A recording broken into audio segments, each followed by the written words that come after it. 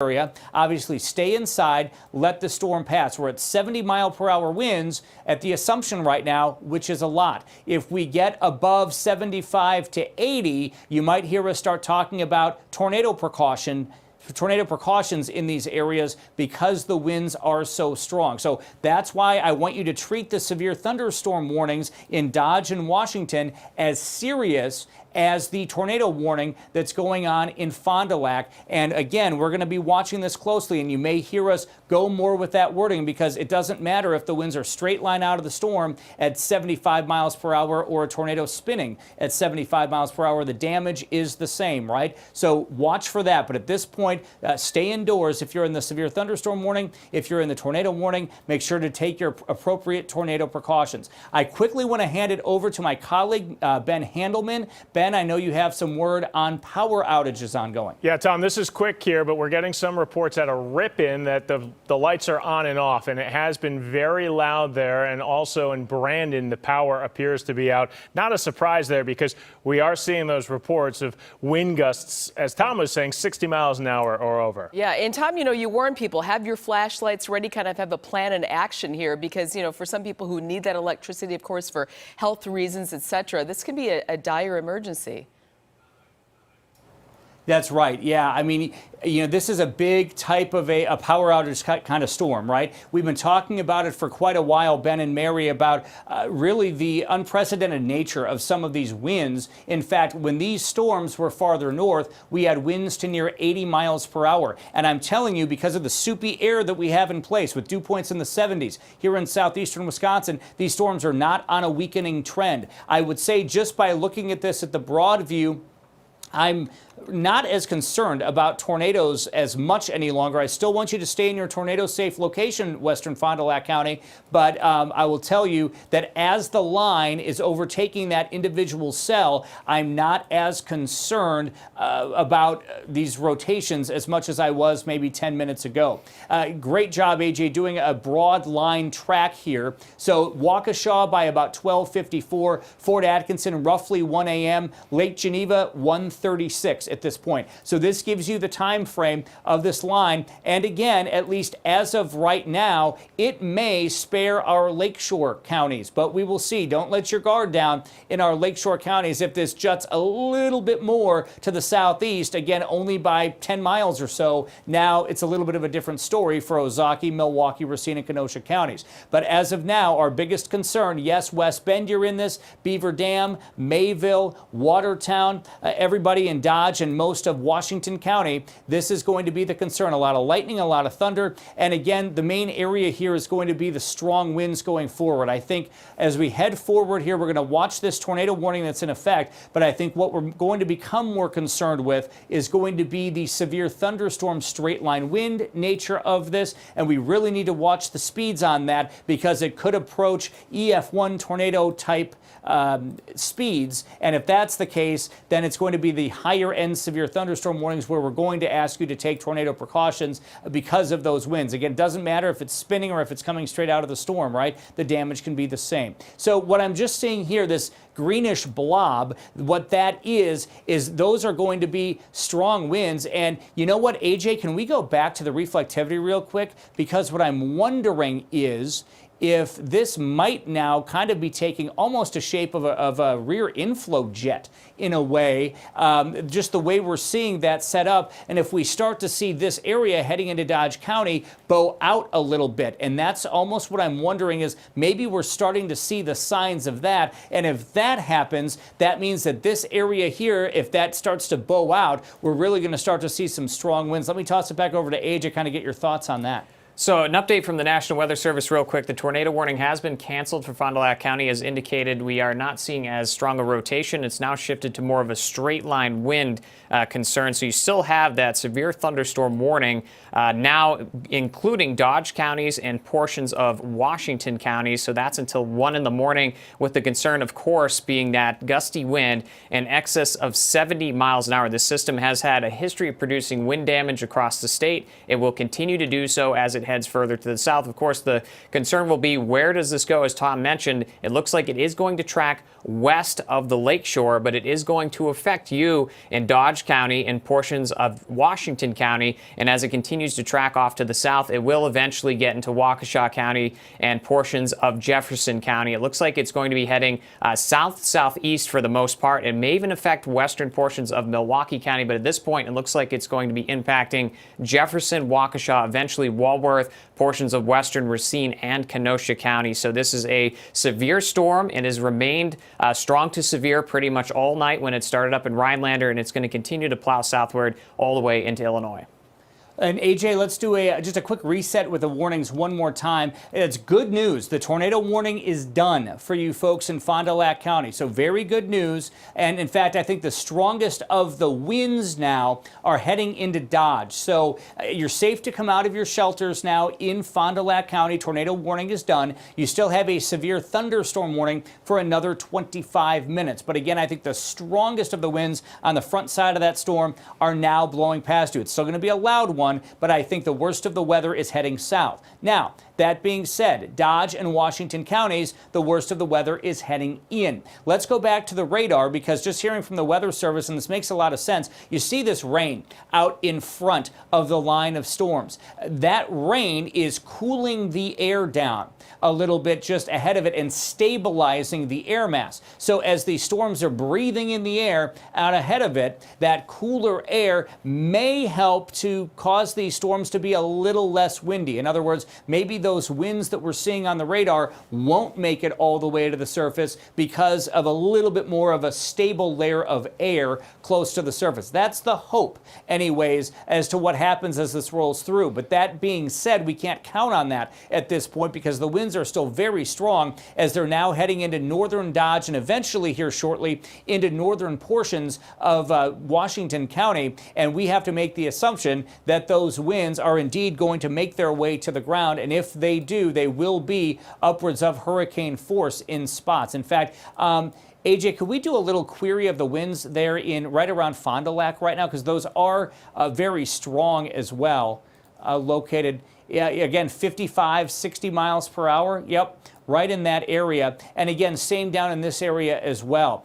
Earlier, I will tell you, when this was back to the north up in Winnebago County, we had 103 mile per hour reading from the radar, which is about the highest I've ever seen on the radar. So these have a history of being very windy, be it aloft or at the surface. There's a considerable amount of tree damage up to the north. In fact, AJ, if we want to throw up the storm reports really quick, we can see what the storms are doing, or what they did up to the north. And there you can see a lot of wind damage up to the north, a lot of tree damage as well, and even a couple of funnel clouds. But this has been ongoing for hours and hours and hours. These storms started at about 7:30 tonight in the northwestern part of the state.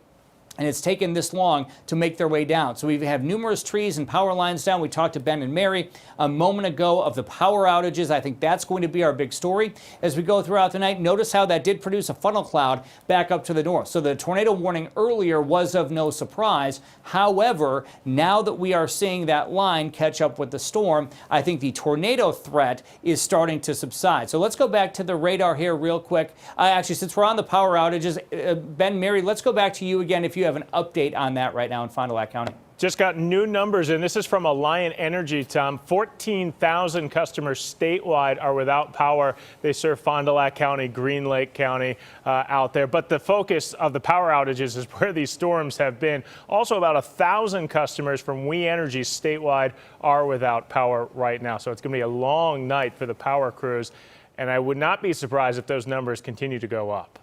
Yeah, Tom, we also have, if we can get up that tweet there, we have a tweet coming from a city up to our north, Osseo there, where, as you can see there, a roof was torn off of the Family Dollar store there. Many of you know the Osseo Fairchild area, of course, and this is directly in Osseo. You see the tweet there saying the storm blew pieces of the roof off the Family Dollar. That coming from a viewer up there, courtesy of WEA or EAU up there. So those winds, again just showing the damage there, and it really underscores the damage it can do, in addition to cutting the electricity just to some of the properties there. And you can imagine, so if that's the dollar store, presumably there is more damage to other buildings, other structures around the area. We don't know of any home damages yet, but keep an eye on the Osseo area for you. Tom, you said tornado warning not in effect, but those winds still a concern right now. Absolutely. In fact, guys, we're getting some damage reports in trees down in the Ripon area, number one. Number two, up by Omro, which is up to the north on 21, a semi was reported to be flipped over by the winds. So think about that for a minute. Think about how strong these winds are. And AJ's going to zoom in on some of these reports now that we are just getting coming in. Here you have an Omro, and this was less than an hour ago that we had that semi flipped, and at 11:43, so less than 30 minutes ago, reports of multiple trees down in Ripon. Again, this was just reported into us recently, so we're now getting some of those damage reports coming in. Not a surprise with these winds at all. That's our biggest concern. Trees down, power outages. And I think that's going to continue as these storms roll into Dodge and Washington counties as well. Wind gusts, red granite there, 65 miles per hour. Earlier, we had gusts as high as 78 miles per hour with some of these winds when they were farther up to the north. But I'll tell you, just by looking at this line, it is getting more mature. It does appear right now, and you can see it's even starting to fill in a bit more to the east now into parts of Sheboygan County, getting a few more heavier rain showers there, but the severe activity, Sheboygan, is just off to your west. If we could, AJ, go ahead and turn the lightning off really quick. I just want to get kind of an idea of the waviness here to the line, and what you'll notice is that this is, again, the squall line that we had been talking about really now for days now, taking shape. It developed to the north. Now it appears to be in a mature phase. What that means is that line caught up to that individual cell in Fond du Lac County, and as a result, now it's all becoming outflow dominant, meaning that we're starting to see those pushes of wind likely come out the front side of the storm here. And so the winds could very well start to increase a little bit as they head into parts of Dodge and Washington counties. And you were seeing the stronger winds there, velocities 55 to 60. But now that it's maturing, what's going to be interesting to watch with this system is sort of the outward push of wind. And eventually we may see what's called a gust front with those shelf clouds that we often show pictures of coming out the front side of the storm. So this is important now for Dodge and Washington counties. The strongest winds will likely be on the front side, or maybe just a little bit kind of right in the middle of this storm as well. It's not going to be in the rear. It's going to be more on the front side. And again, here's the latest time frame. Severe thunderstorm warnings continuing for Fond du Lac County until 12:30. Dodge County and Washington County until 1 o'clock. So there you have the warnings. And again, the track or the trend is for this to continue to the south-southeast. So we would anticipate, if this holds together, and it likely will, Jefferson, Waukesha, Walworth counties will be next in line over the course of the next 45, 50 minutes, somewhere in that time frame. We'll see how this rolls as it goes into Dodge and Washington counties. But again, if you are in Fond du Lac County, I know it's loud. We have had tree damage. We have had likely power lines down as well in the Ripon area. And now what we're seeing, this area right here, AJ, is pretty interesting, from Baraboo up to about the Ripon area. We've been watching this as well. And what I'm noticing here, I'm kind of analyzing as we're on the air, but this appears to be maturing as well. And it's moving a bit more to the southeast. So we're also going to have to watch not only this portion of the line for Dodge County, but we're going to have to watch this area by Baraboo exactly, heading towards Madison and maybe Fort Atkinson with time,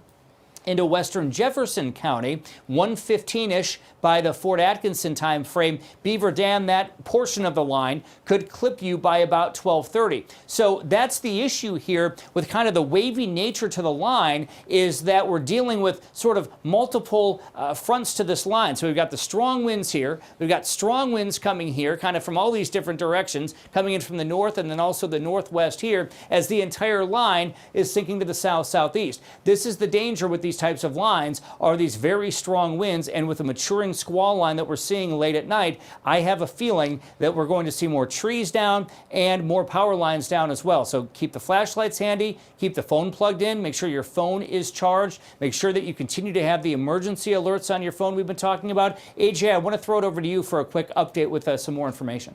So there's more reports coming in, of course, of the wind damage that was ongoing in portions of Winnebago counties and also Fond du Lac County. So we'll go over those reports once again. This is near the Ripon area. Numerous trees down. Of course, that's where we were getting radar indications of wind gusts over 70 miles an hour. So there's likely to be some significant damage of trees in that area, of course, with the wind. And that was consistent with this storm, not only to the north, just immediately to the north, but you can see the trail of damage this storm has left, including multiple funnel cloud reports, even possible tornadoes up near the Waukesha area. So this storm has had a history of producing wind damage. It's likely to continue. We'll go back to that line one more time, and you can see the lightning hasn't really stopped. So it's indicating that the strength of the storm has not weakened. There's a likelihood, though, of, like Tom talked about, the chance of that gust front coming out. That could weaken the storm's core just a bit. But at this point, with the strength of the storm, the amount of lightning strikes, this storm is going to ride through all of our counties and eventually weaken at some point into Illinois. So this is going to be a problem for us. In addition to that area of storms just to the west, east of Baraboo into Columbia counties, portions of Marquette and Green Lake counties, that is heading off to the south and east, which is actually going into a different direction than the leading cell in Fond du Lac County. So that is actually moving slightly off to the south and east, with that cell in Fond du Lac plowing its way further to the south-southeast. That is going to come very close to the Milwaukee area, but it's likely to go through Dodge counties, sections of Washington County, eventually into Jefferson, Waukesha, Walworth, Western, Racine, and Kenosha. So there is a concern, of course, that the severe thunderstorm warning will be extended. You can see Thursday until 1 in the morning. So that's within the next 45 minutes. That warning will expire. So you still have a lot of time in Dodge and Washington counties where that storm is going to be going through. Right now, it doesn't look like there's a ton of significant wind damage, but of course, the storm is pulsing. So it'll start pumping that wind back up again. And you can see velocities now up to 59 miles an hour, only a few more miles an hour before it gets back to severe criteria. And we're starting to see strengthening winds, even with the line that continues to the east. That's in Sheboygan County as well. So you're likely to see 45 to 50 mile an hour gusts. That is not severe criteria, but it's getting very close to that as this line continues to strengthen from Fond du Lac to Sheboygan and points to the south. So there is still a concern in Milwaukee, even though you're going to be east of that main storm that's caused a lot of the damage. You're likely to see some gusty winds even into the city there as well. So you can see a lot of lightning on the cam in the background there. Like I said, that lightning is indicating the strength of the storm itself. So we haven't seen weakening there. We're still getting lots of lightning strikes in the Fond du Lac area, over 80 lightning strikes, 30 within the last few minutes. Those are cloud to ground strikes, including 57 negative strikes as well. So there's a lot of electricity with these storms that usually indicates the strength, and they're not weakening. They are maintaining strength and will likely do so as they continue to plow their way off to the south. We are also keeping track of the storms further to the west. Notice a lot of activity near the La Crosse area. That's also indicating that this line is going to stay strong as it makes its way further south. And AJ, look at this lightning. I mean, this is incredible lightning here as we're taking. This is right on 41, and look at this lightning. In fact, guys, could we take this full just for a moment? Look at this. Let's just watch this for a moment. And this is I-41 and Wisconsin 44, and AJ was talking about. This is in the Oshkosh area. So this is actually behind the main line here of storms right now. And you can just see the incredible amount of lightning with that. This is all what's going to be coming through. Fond du Lac and Dodge and Washington counties, it's a big lightning maker. So again, that is something that is, while we don't warn on lightning, that is something that we're certainly watching. Now, if we want to go back to the radar here, and then I want to check in just a moment with you, Ben and Mary, to talk about power outages. Let's head back to the radar. Look at that lightning. That's incredible amounts of lightning. Now, we are still seeing these strong winds coming through, and there is just a little bit of rotation right on the border here with Dodge and Fond du Lac County. So this is just southeast of Oakfield, just northwest of Lamira. So we're going to watch that just in case. It's really right here, that green area and then the red area here, that if we were to see something kind of spin up, we would watch that for the potential for a tornado warning. But not a huge concern right now. But I'll tell you, treat the severe thunderstorm warnings as you would a tornado warning in seriousness. Now, maybe you don't necessarily need to go to the basement at this point with 70-mile-per-hour winds, but I'll tell you, if it goes 75 to 80, we're going to start bringing in that terminology. Not seeing that quite yet, but if we could, AJ, I want to show quickly our echo tops here, our storm tops, because something interesting happening on the radar with that, particularly right around the Lamira area, actually not far from where that rotation is. And stand by, Ben and Mary, I'm going to come to you in just a moment.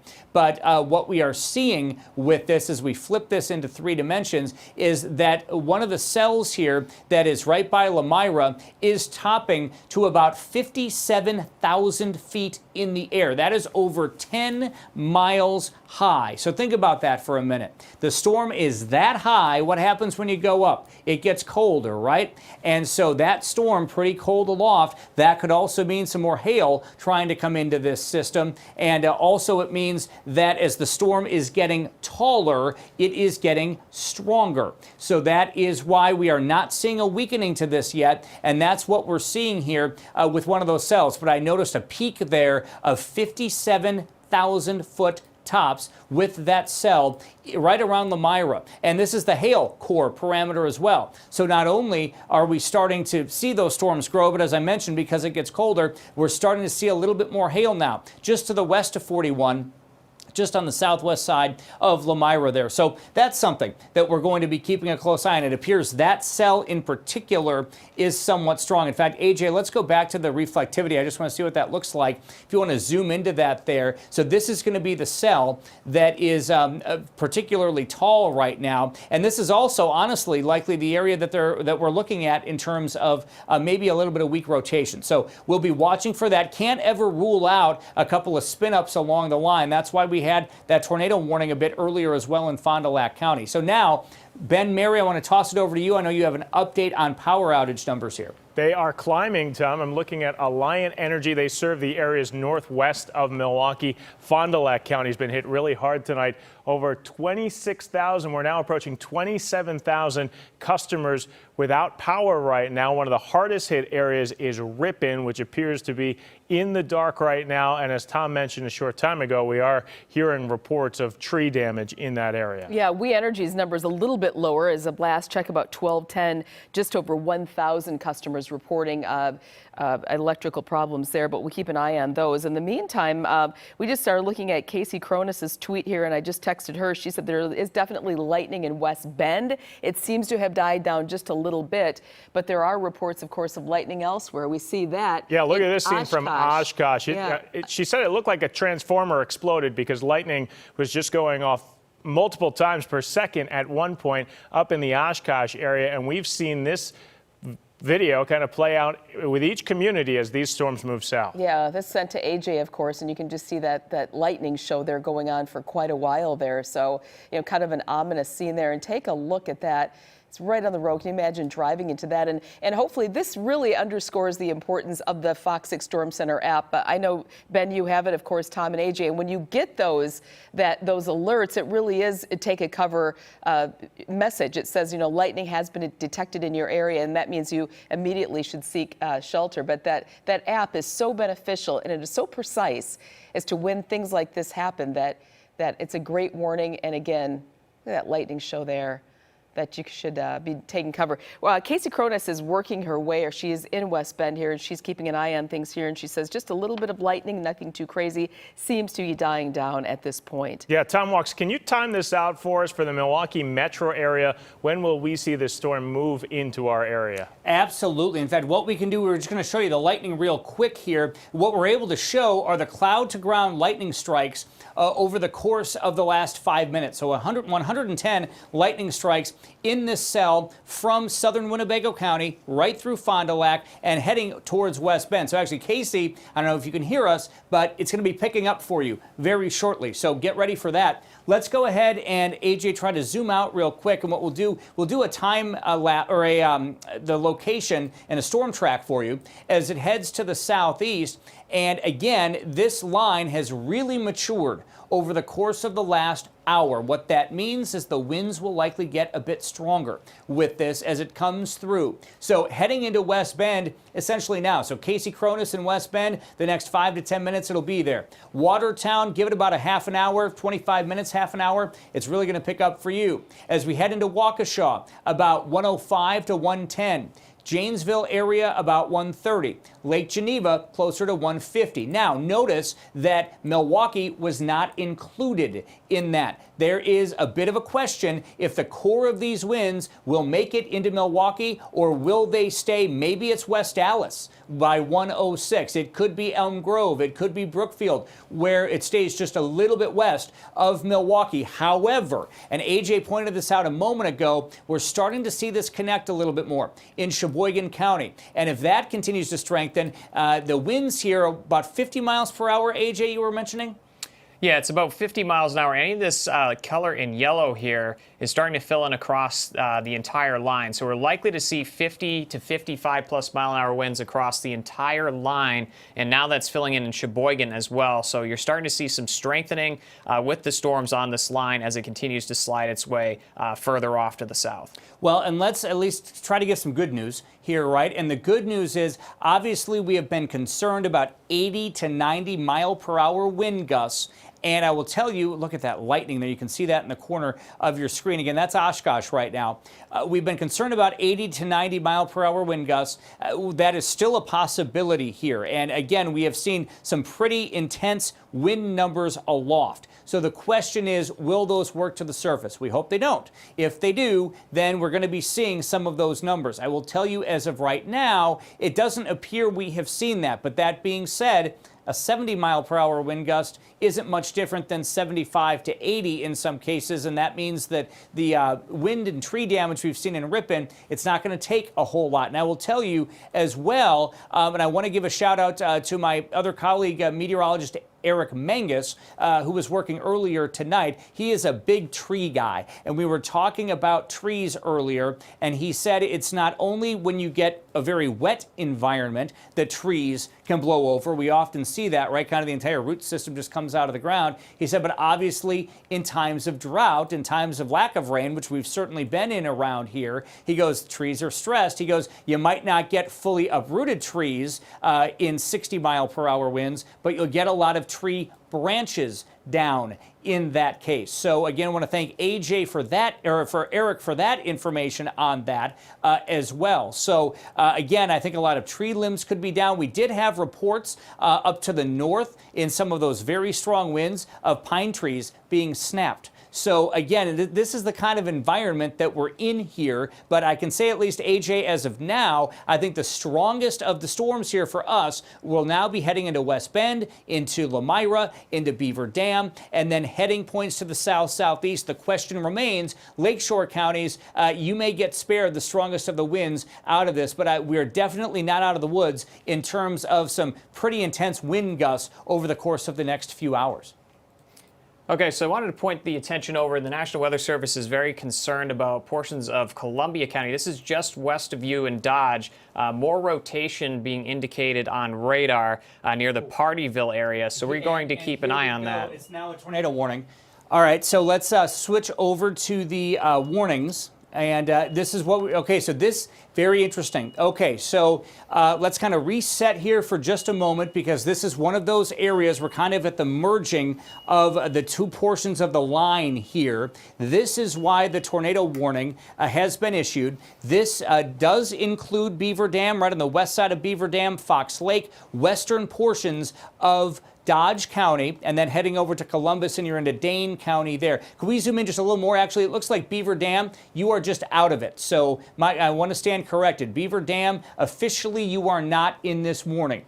So your phones in Beaver Dam may not go off for this. Fox Lake, you are in this. And then again, other portions of western Dodge County in this tornado warning. And remind me again, AJ, of the time here. Was that 1:15.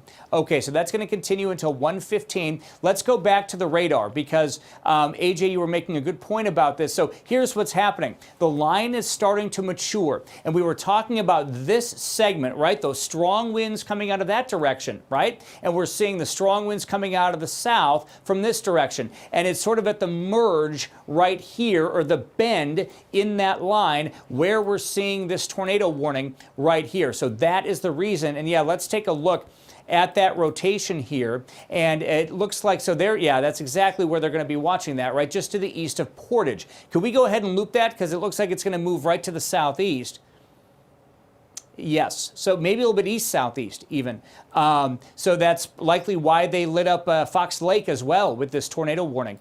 So let me just, let's rewind here for just a moment. If you are in this tornado warning in western portions of Dodge County, tornado precautions right now, so basement, lowest level of your home, getting as many walls in between you and the outside as possible. If you don't have a basement, interior bathroom, interior closet. If you're in an apartment, again, interior bathroom, interior closet. If you're in a hotel room, interior bathroom, interior closet. That's where you want to be right now if you are in this tornado warning. Again, this is for western portions of Dodge, just to the west of Beaver Dam, and into portions of Dane County as well. This runs until 1:15. So what we're seeing here is not a classic supercell type thunderstorm. This is what we call and I'm going to get a little technically nerdy on you here, quasi-linear convective system, as it's known. And these are what we call QLCS tornado warnings in meteorology. Why am I giving you all this nerdy stuff right now?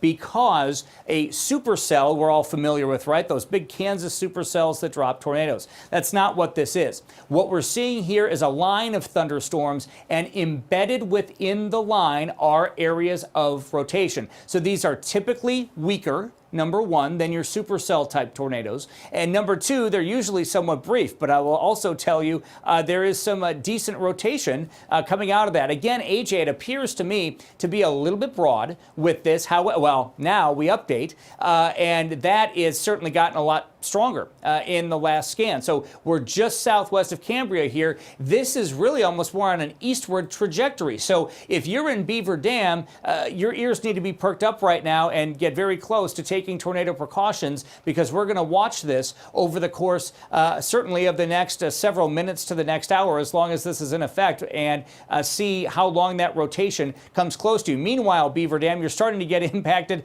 by those northerly winds as well coming in. So we have a northwesterly wind here. And again, just to explain the color scheme of what we're looking at. So this is out of our Sullivan National Weather Service. That's where the radar is located in Jefferson County. And so the green are areas towards the radar, and the red is area away from the radar. They're the winds away from the radar. So we're peering into the thunderstorm, able to look to see what the winds are doing. And we often talk about how low pressure has counterclockwise flow to it, right?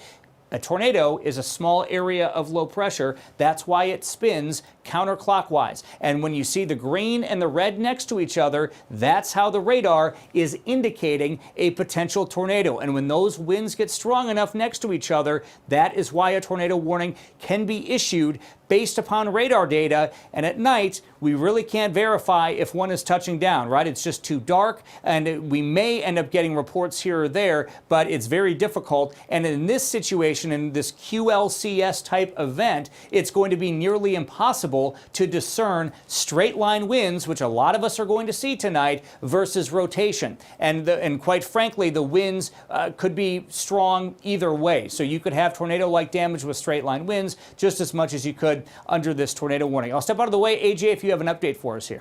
So it looks like they're finding better rotation just north of the Rio area. So that is southwest of Cambria. So that's the location that we just highlighted. You can see the winds going in opposite directions. Right now it's broad rotation, but it could easily start to tighten up, especially as it starts to run into the cell that's to the east, which is producing winds in the opposite direction. So this cell right here moving into parts of Beaver Dam. You can see wind gusts in excess of about 59 miles an hour. So that is producing near severe winds in itself. And then we have the tornado warning, of course, which does also include most of western Dodge County there. So it's important to find your safe place inside your house. Make sure you get as many walls between you and the outside as possible. So preferably in the basement, but if you don't have a basement, into an interior room, you want to keep as many walls between you and the outside as possible in case a tornado does move into the area. So that tornado warning will continue until about 1:15 in the morning. That includes portions of western Dodge County. We'll go over the locations really quick. So it looks like the Fox Lake area, you are included in this, and off to the west of Beaver Dam, just to your west, but you really want to make sure you pay attention to this storm. Of course, it could produce a tornado anywhere within the red box, but this could include locations further to the east if the rotation does continue. So it is continuing. It looks like to pick up, the National Weather Service did just update us. So let's go back to that rotation one more time, just to the southwest of Cambria there. So it continues to produce this rotation right in this area. So this is just off to the west of you in Dodge County, but it's going to be very close to locations heading directly off to the east-southeast. So it'll take it into locations just to the west of Beaver Dam within the next, looks like half an hour or so. So we'll take it with the cone here, and you can see it will make it very close to the Lost Lake area at around 12:51. So make sure you're in your basement, put as many walls between you and in the outside as possible. If you do not have a basement, of course, we're going to continue to monitor the entire line, as it still has the potential to produce gusty winds in excess of 60 miles an hour, in some cases as high as 75 to 80 miles an hour. And if there is a tornado, that could also produce its own damage as well. So these storms have a history of producing some destruction, of course, in terms of tree damage, especially north of the Ripon area. So you can see that tree damage did occur in the Ripon area at 11:43. So this storm, of course, has had a history of producing wind damage and will continue to do so as it goes off to the south. Now, it's likely to miss the Milwaukee area just to the west, but it's going to come very close to the area, and we're likely still to see wind gusts in excess of 50 miles an hour in the city itself. So these storms are strong to severe. They'll continue to be on the strong side as they plow their way southward.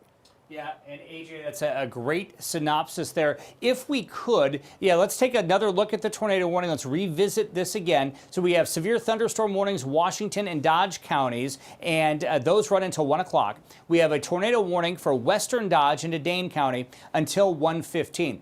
If we could, now again, just to reiterate, as AJ said, safe place right now, an interior bathroom, interior closet, or basement. If you're under this tornado warning, very important right now. In fact, great, AJ's got the safety tips pulling up on here as well. Again, basement's the best place, but again, if you don't have a basement, you want to be in an interior room away from the outside walls and windows. So that's really very important there. To reiterate that, make sure that, again, either take us with you, take your phone with you, turn the volume up on your television. Understand that we are here with you through this, and that we are all here. We have an entire crew here completely for you right now to make sure that we get through this safely. And I want you to know that our job is to worry about the storm, right? Your job is to get you and your family into a tornado safe place. And I know that when those sirens go off, when your phone goes off, you hear the words tornado warning, your heart skips a beat, right? And I'm telling you that we are here for you right now, and that's the only reason why we're here, is to keep you informed, keep you safe. Let us worry about the storm, and you do your job to get into your tornado safe location. All right, let's make a deal on that. And again, there's the rotation there. It almost looks like, and correct me if I'm wrong here, AJ, but maybe a little bit of rotation on the north side of Beaver Dam, which is not surprising here. Actually, that would not be, I'm incorrect on that. That one spot of rotation there, I believe, as well. I think that's more of the strong winds into Beaver Dam. But again, make sure you're in your tornado safe location. Let's zoom out real quick, AJ. If we could go ahead and do a composite radar and go over the last 3 hours, because what I want to do is just do a general synopsis of what's going on and what's been going on over the last several hours. Then I'm going to toss over to Ben and Mary with a power outage update. But you can see as this line developed, it was about 7 7:30 as they really got going in northwestern Wisconsin. And then you can see how the line really organized as it continued to make its way to the south. Now, what's interesting here, we had this one cell that was out ahead of the main line right there. So there's that cell, then you have the line in behind it. This is the cell that came in and caused the tornado warning for Ripon not long ago. And then what happens here is that line, as it's heading into Fond du Lac County, the line catches up with that individual cell. Now it becomes a strong wind event. Well, now this line on the west side is maturing. What's happening? Well, the line is completely linking up. It is getting stronger, and you're seeing the winds kind of out of different directions, and this is how you get little spin-ups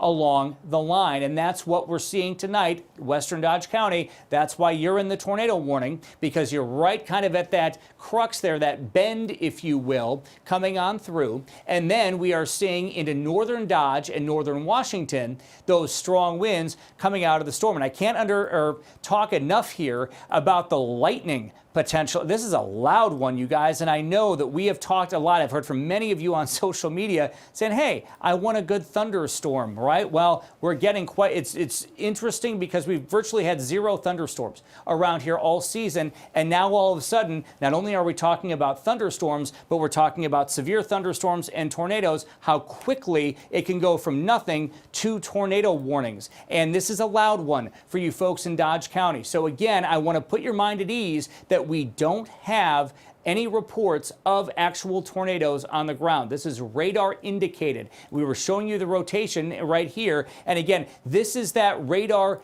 indicated rotation, and it's going to be embedded within the line. Typically, these types of tornadoes tend to be on the weaker side. And what I mean by that is you're not going to get these monster supercell type tornadoes out of a line like this. What you're going to get are the small spin-up tornadoes where the winds tend to be almost the same magnitude as the winds coming straight line out of the thunderstorm. Does that make sense? So while we have a tornado warning in place, I also want to mention that the severe thunderstorm warnings are just as serious from a wind standpoint. Here we have our Estabrook Park tower camera where we're looking right now, and we're keeping an eye on that lightning that we're going to be able to see coming in from the northwest. With that, let me toss over to Ben and Mary. I know you've got an update here on the power outages. Yeah, and they're climbing, Tom. More than 28,000 Alliant Energy customers are without power. That energy service provides power to people northwest of the Milwaukee metro area, and most of their focus is in Fond du Lac County tonight, where they really got hit hard. More than 20,000 customers in that area are without power. We Energy's more than 1,200 customers statewide without power, but a lot of the focus was those winds that came through Fond du Lac County. I did get some reports out of Ripon, who's in the dark right now. A lot of trees down in the area. Yeah, it was good news for We Energy's customers because that number was higher, but we are told that they do have crews working to restore things, as rapidly as we can. Let's head down to West Bend now, downtown West Bend, where Casey Cronus is on Main Street and Walnut.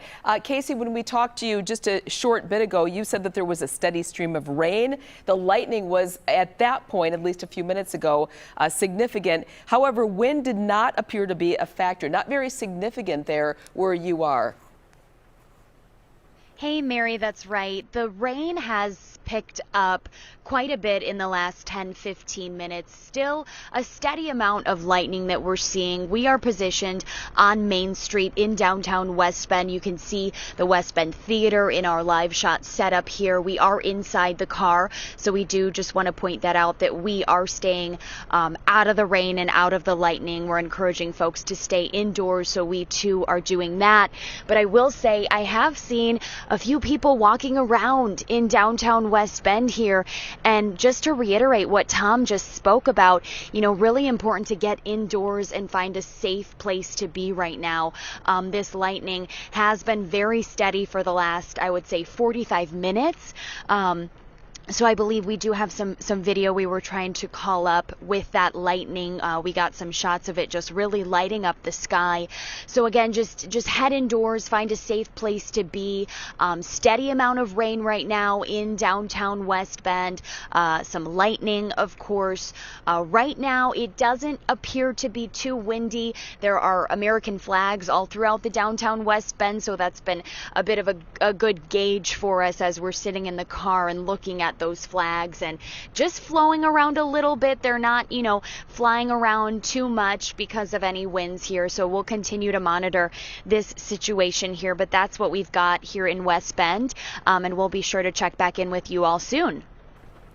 All right. Well, Casey, thank you. And, Casey talked about people trying to stay in there, people out there walking around. We Energies is saying this could cause downed wires. They are reminding people with any of these storms and in these areas that we're talking about to stay away from a downed wire. If you see them, stay 25 feet away. They can also touch things like a car or something else. You do not want to approach that. Can cause, obviously, some real significant damage. Yeah. So. Good reminder there. Hey, Tom, Yeah. I have a question for you. A word that's been thrown out a lot today, the word derecho. And I know that is what was a big concern with this line of storms all day long. Can you describe what that is and if that's still a possibility tonight? Yes, I will talk about that, and I will also tell you a new tornado warning is upcoming. I'm going to make the assumption it's for Dodge. We're waiting to hear there. Oh, there it is. No, it's farther south. Okay, hang on. Ben, I'll get to your question in a moment. This is for southern Dodge, but it's basically southeast now along this area. So this is now northwestern Jefferson County. You are under a tornado warning. This is until 1:15. Let's go ahead. Before we do the rotation, AJ, let's go back to and do the cities in the path of this here, as this is just west of Johnson Creek. So this does include Lake Mills. This does include Waterloo. And of course, Interstate 94 as you head to and from Dane County here as well. So this is just to the west of Milford. Let's go south just a little bit more if we could, see how far the southern edge of this. So this is going to be just north of Lake Ripley. And this is going to be, again, including Lake Mills. This is not including you folks in Jefferson or Johnson Creek at this point. So again, this does not include the 26 corridor, if you will, but this does include the Lake Mills area up to Waterloo. So again, tornado warning until 1:15. Here go the sirens. Here go your phones. Here we go with yet another tornado warning, and this does include southern portions of Dodge County as well. This does not include you folks in Watertown as of yet, but just to the west of Watertown. This is in addition to the warning that is in effect just to the west of Beaver Dam. So now let's, and that's also in effect until 1:15 in the morning. So again, expiration times, both tornado warnings, 30 minutes from right now. Now let's get you over to the rotation. Again, the new tornado warning, tornado safe locations, basement, lowest level of your home, interior walls, everything we just talked about, that now applies to you. And here's why. And there again, we have our graphic there. So here we are. There's Beaver Dam, there's Columbus in Dane County. There's another area of rotation. This is just to the northwest of York. And there's another one here on the west side of Columbus. Not surprising here. See how many little pockets of rotation we're seeing? This happens along lines of thunderstorms like this. That one appears to be increasing as well, just to the northwest of York. And here we are. That's our Oshkosh camera, by the way. We have another warning. So let's come back full screen. Let's take a look at, I'm assuming we've got a new severe thunderstorm warning, and we do. This is for all of Jefferson County, and this runs until 1:30. So let me talk, as we're on this screen, quickly here about what we're seeing in terms of the different warnings. Severe thunderstorm warnings, Washington, Dodge, Jefferson. These are for the strong outflow winds, and I'm assuming, AJ, the Jefferson one is 70? It's 60 plus miles 60 an hour. plus, okay. So winds of about 60 miles per hour, but again, could see some higher gusts here and there. These are the straight line winds. What we're seeing in Dodge and Dane counties and now into parts of Jefferson County is that, and into Columbia County as well, is that we're seeing these little areas of rotation. So let's take you over to the reflectivity, AJ, if we could, on the radar. And so we're seeing it looks like it's weakening a little bit in the West Bend area, which is good news. I think the real concern here is Dodge County and eventually here into Jefferson County. So what we're seeing particularly, this is now shaping up to be kind of the strong aspect of this squall line here for us. It looks like the northern edge is kind of petering out a little bit in terms of intensity over West Bend. Still a strong storm for you, but I'm much more concerned looking at this in terms of Dodge and Jefferson counties because of this, for a couple of reasons. One, I think we're going to end up seeing some strong straight line winds coming out of that there right into Jefferson County, but also we're seeing these pockets of rotation along this. And this is our concern as to why we have the tornado warnings in effect. Look at this. We're peppered with these little areas of rotation. So what this is showing us are little indications of tornadoes that could be just popping up here and there. They spin relatively quickly, and then they tend to go away, sometimes just as fast as they pop up. That's what happens with the linear types of tornadoes that we're seeing with this. Again, I want to remind you, they tend to be somewhat weak out of this. I don't want to diminish a tornado fact at all by any stretch of the imagination, but just to ease your mind a little bit, if you're under these tornado warnings, these are not supercellular Kansas monster type tornadoes that we're dealing with. These are pockets of rotation along the line, and that's what we're seeing here and why these tornado warnings are in effect. So I just want to give you sort of the background there from the meteorological standpoint of why this is happening. You still need to take shelter. You need to be in your basement or, again, lowest level of your home. Interior walls or interior closet, interior bathroom, getting as many walls in between you and the outside as possible. Very important. But again, I don't think we're going to be dealing with those Kansas type supercells around here tonight. So that's at least some good news to report. But again, tornado warnings in effect until 1:15, western Dodge into northwestern parts of Jefferson County. And then we continue to have these severe thunderstorm warnings in effect for Washington and Dodge and all of Jefferson counties as well. So bottom line, it's all about the wind, right? Red areas, the winds are rotating potentially. And in the orange areas, they're more of the straight line wind gusts. Whether it rotates or whether it comes straight out of the storm, it's still going to blow trees down, right? Regardless of the spin or the straight of the wind. And that's what we're seeing here. So the danger is really the same if you're in an orange box or you're in a red box tonight. Let's broaden the view out for you. We can look at, again, some of those spotty areas of rotation, but broadening the view out, this just gives you an idea. And if we could broaden out a little bit more, AJ, because I don't want to leave out our friends in Walworth, Racine, and Kenosha, because I know you're going, what about us? What's going to happen here? And I believe what we're going to see is the strongest of the winds will stay west of Milwaukee. However, this area, as AJ is drawing that, the question is how far east does that now come? Because we're seeing a shift where initially it was moving a bit more south-southeast. Now it's definitely moving southeast. And do we see it curve a little more? If so, that could put western Milwaukee County in the crosshairs of this potentially. But definitely Jefferson, definitely at least southwestern portions of Waukesha County, definitely Walworth County. You're going to be in this here. Racine and Kenosha, I think western parts of the county, better shot of seeing some of these stronger winds than closer to the lake. And that has nothing to do with the lake per se. This simply just has to do with where the strongest part of this line set up and now where we're seeing it mature. And these lines morph over time. I mean, it looks very different than it did an hour ago because these lines morph. And I do want to mention as well, as we're taking a look at these areas of rotation, we're hearing from, and there you see, this is northwest of Waterloo. So here we are, we're in southwestern Dodge, northwestern Jefferson, northeastern Dane. So this is on the northeast Dane side right now. This is just south of Columbus. And we're going to be watching this area again closely. It looks like the rotation picking up. Let me go back to AJ real quick. AJ, do we have any updates coming in from the National Weather Service? So they are very concerned about the rotation north of Marshall. It seems to be tightening up.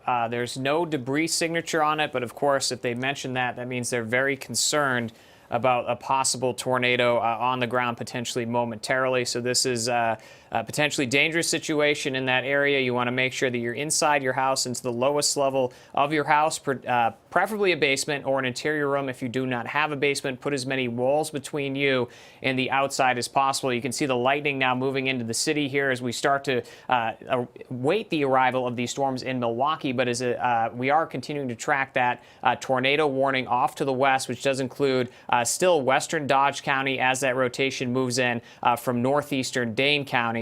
So that includes locations in extreme southwestern Dodge County, northwestern portions of Jefferson County until 1:15. So you want to make sure if you're in that red box, if you're getting the warnings, that you are in your basement at this point with this rotation very close to the York area. And you can see right here is where we're seeing that rotation. And not always are we going to see the rotation tighten up on radar. This could be below the radar and it could already be on the ground. So we want to make sure that you're in your safe place in these locations that are currently tornado warned. And of course, this line of storms has had a history of producing wind damage in addition to multiple reports of funnel clouds and potentially some tornado damage in spots off to the north. I do notice over the last couple of scans of the radar here, the lightning is picking up on this cell again in Dodge County. This is likely indicating some strengthening once again. So we're going to continue to keep an eye on this line as it continues to plow its way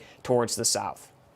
And let's check in again. Just want to emphasize, if you are in one of the tornado warning areas, that's western portions of Dodge County into northwestern portions of Jefferson County, take your appropriate tornado precautions. But what we want to tell you right now, we don't have any confirmed tornadoes. These are little spin-ups that we're seeing. There is rotation on the radar. I think a lot of folks in Dodge and Jefferson are going to get some pretty strong outflow winds coming out of this. That being said, quick check-in with Ben and Mary with the latest on a power outage update.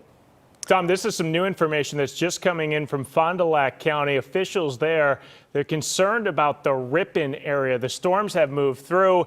It is a mess up there. We're told power lines are down. There are trees down, and they're saying if you do not need to be in the Ripon area, do not go there because it is a mess right now, and it's still dangerous as crews are now moving in to work towards that area there. And we talked about some of the winds that moved through the Ripon area earlier today that were over 60 miles an hour, possibly even stronger than that. Yeah, I was just mentioning those down power lines because We Energies crews are really concerned about that. It's very hard, obviously, if you're out at night to see where that could be in any of those down power lines that may be touching anything at all, like a fence, like a car, anything at all.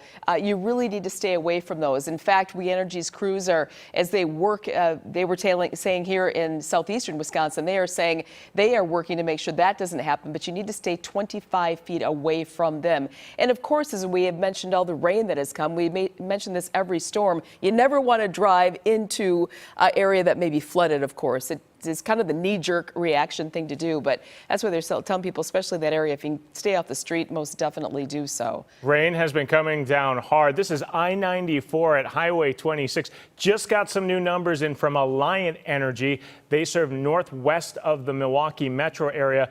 More than 29,000 customers now without power. A majority of those are in Fond du Lac County. All of those small communities are in the dark right now, and crews are up there working to get the power back on. Mary, you look at these pictures, you just see the lightning show that we've had all night. Every second, it seems, the lightning is lighting up the sky. Doesn't seem to be calming down at all. We Energy is just updating their customers affected now to 1,564. That is a hike from what we saw just a short time ago. Presumably will go even higher there, and they are working obviously to make sure that the more customers aren't without power tonight. But when you see that lightning, when you see the effects of this, you know, it really does paint an ominous picture there.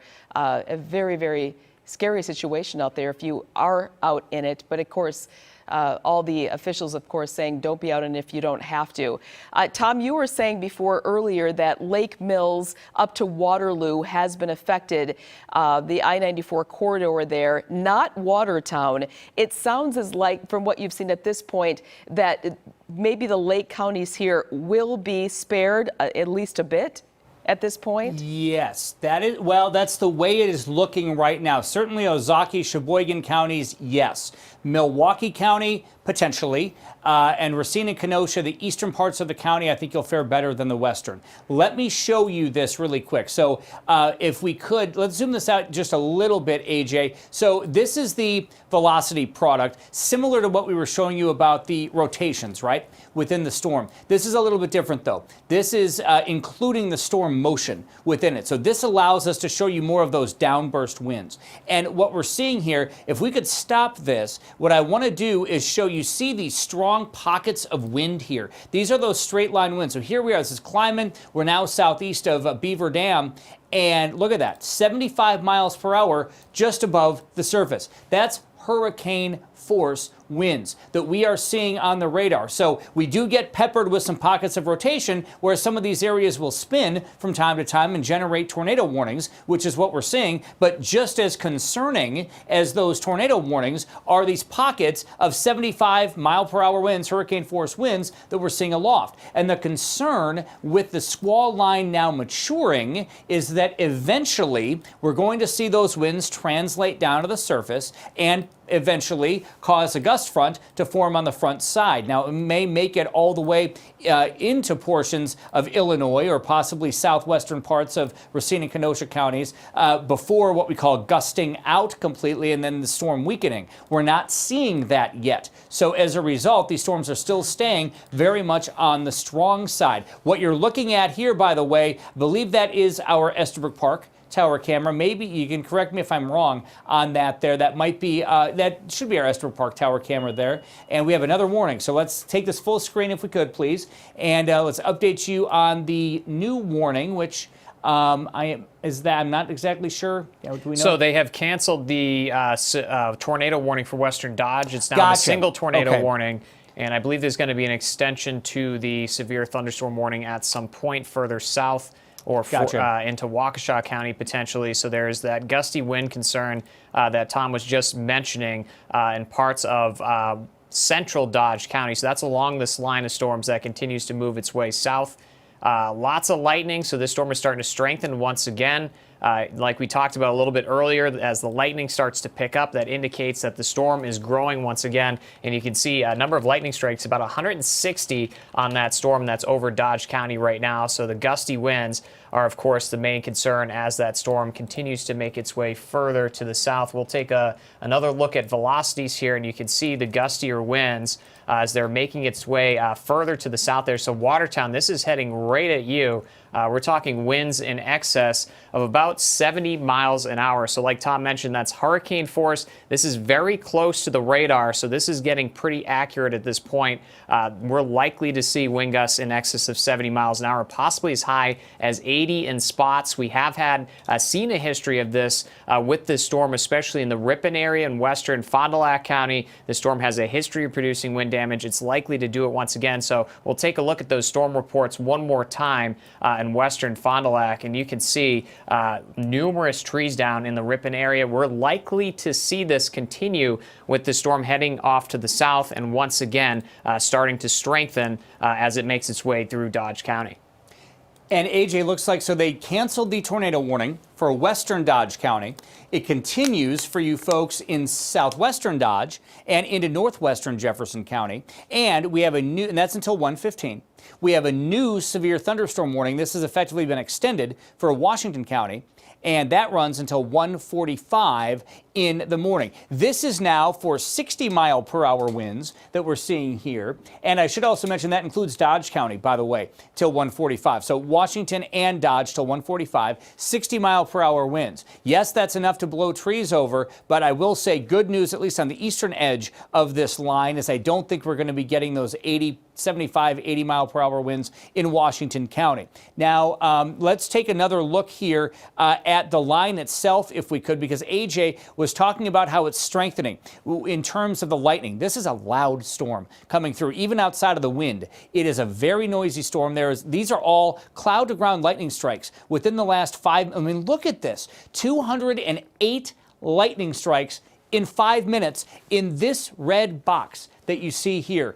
Incredible amount of lightning coming on through. And what an increase in lightning can be indicative of, as AJ alluded to, is an increase in the storm. And one of the reasons why is because as the storm gets taller, what happens? We talked about this earlier, right? Taller storms get colder. Well, what happens as the storms get colder? You get ice in the storm, right? Towards the top of the storm, and the ice can create electrical charges, and that in turn forms lightning. So there's another kind of science fact for you. So as the storm gets taller, it can produce more lightning, and in turn, the storm is strengthening. So that's why we're seeing that here in Dodge County tonight.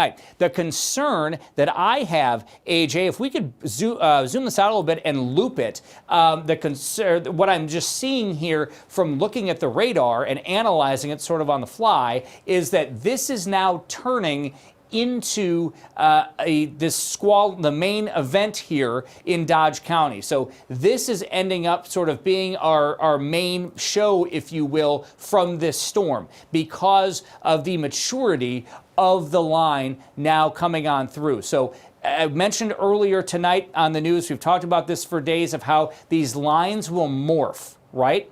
And they'll change shape and so on, as it has over the last several hours. We're seeing that again here, in that the weakening in parts of Washington County, at least in terms of on the radar. We're seeing quite a bit of rain, even in Ozaukee County. We're just not seeing the level of winds that we're seeing into Dodge and northwestern portions of Jefferson County. Now, as this line curves and bends, we're seeing some rotation here. That's why you continue to be under a tornado warning across portions of northwestern Jefferson County. You need to stay in your tornado-safe location, as we likely have some of these areas, pockets of rotation. Again, maybe some weak tornadoes popping out of this. But again, my bigger concern, quite frankly, isn't even, well, we have a concern for the tornado threat. My bigger concern is going to be the strong gusts of wind coming out of this line, which I think is going to be northwestern portions of Jefferson County and into Dodge County, where we start to really see that push of wind coming out. And that's going to continue on a southeastward trajectory. So Waukesha, I think you are going to be next in line for this, at least portions of Waukesha County,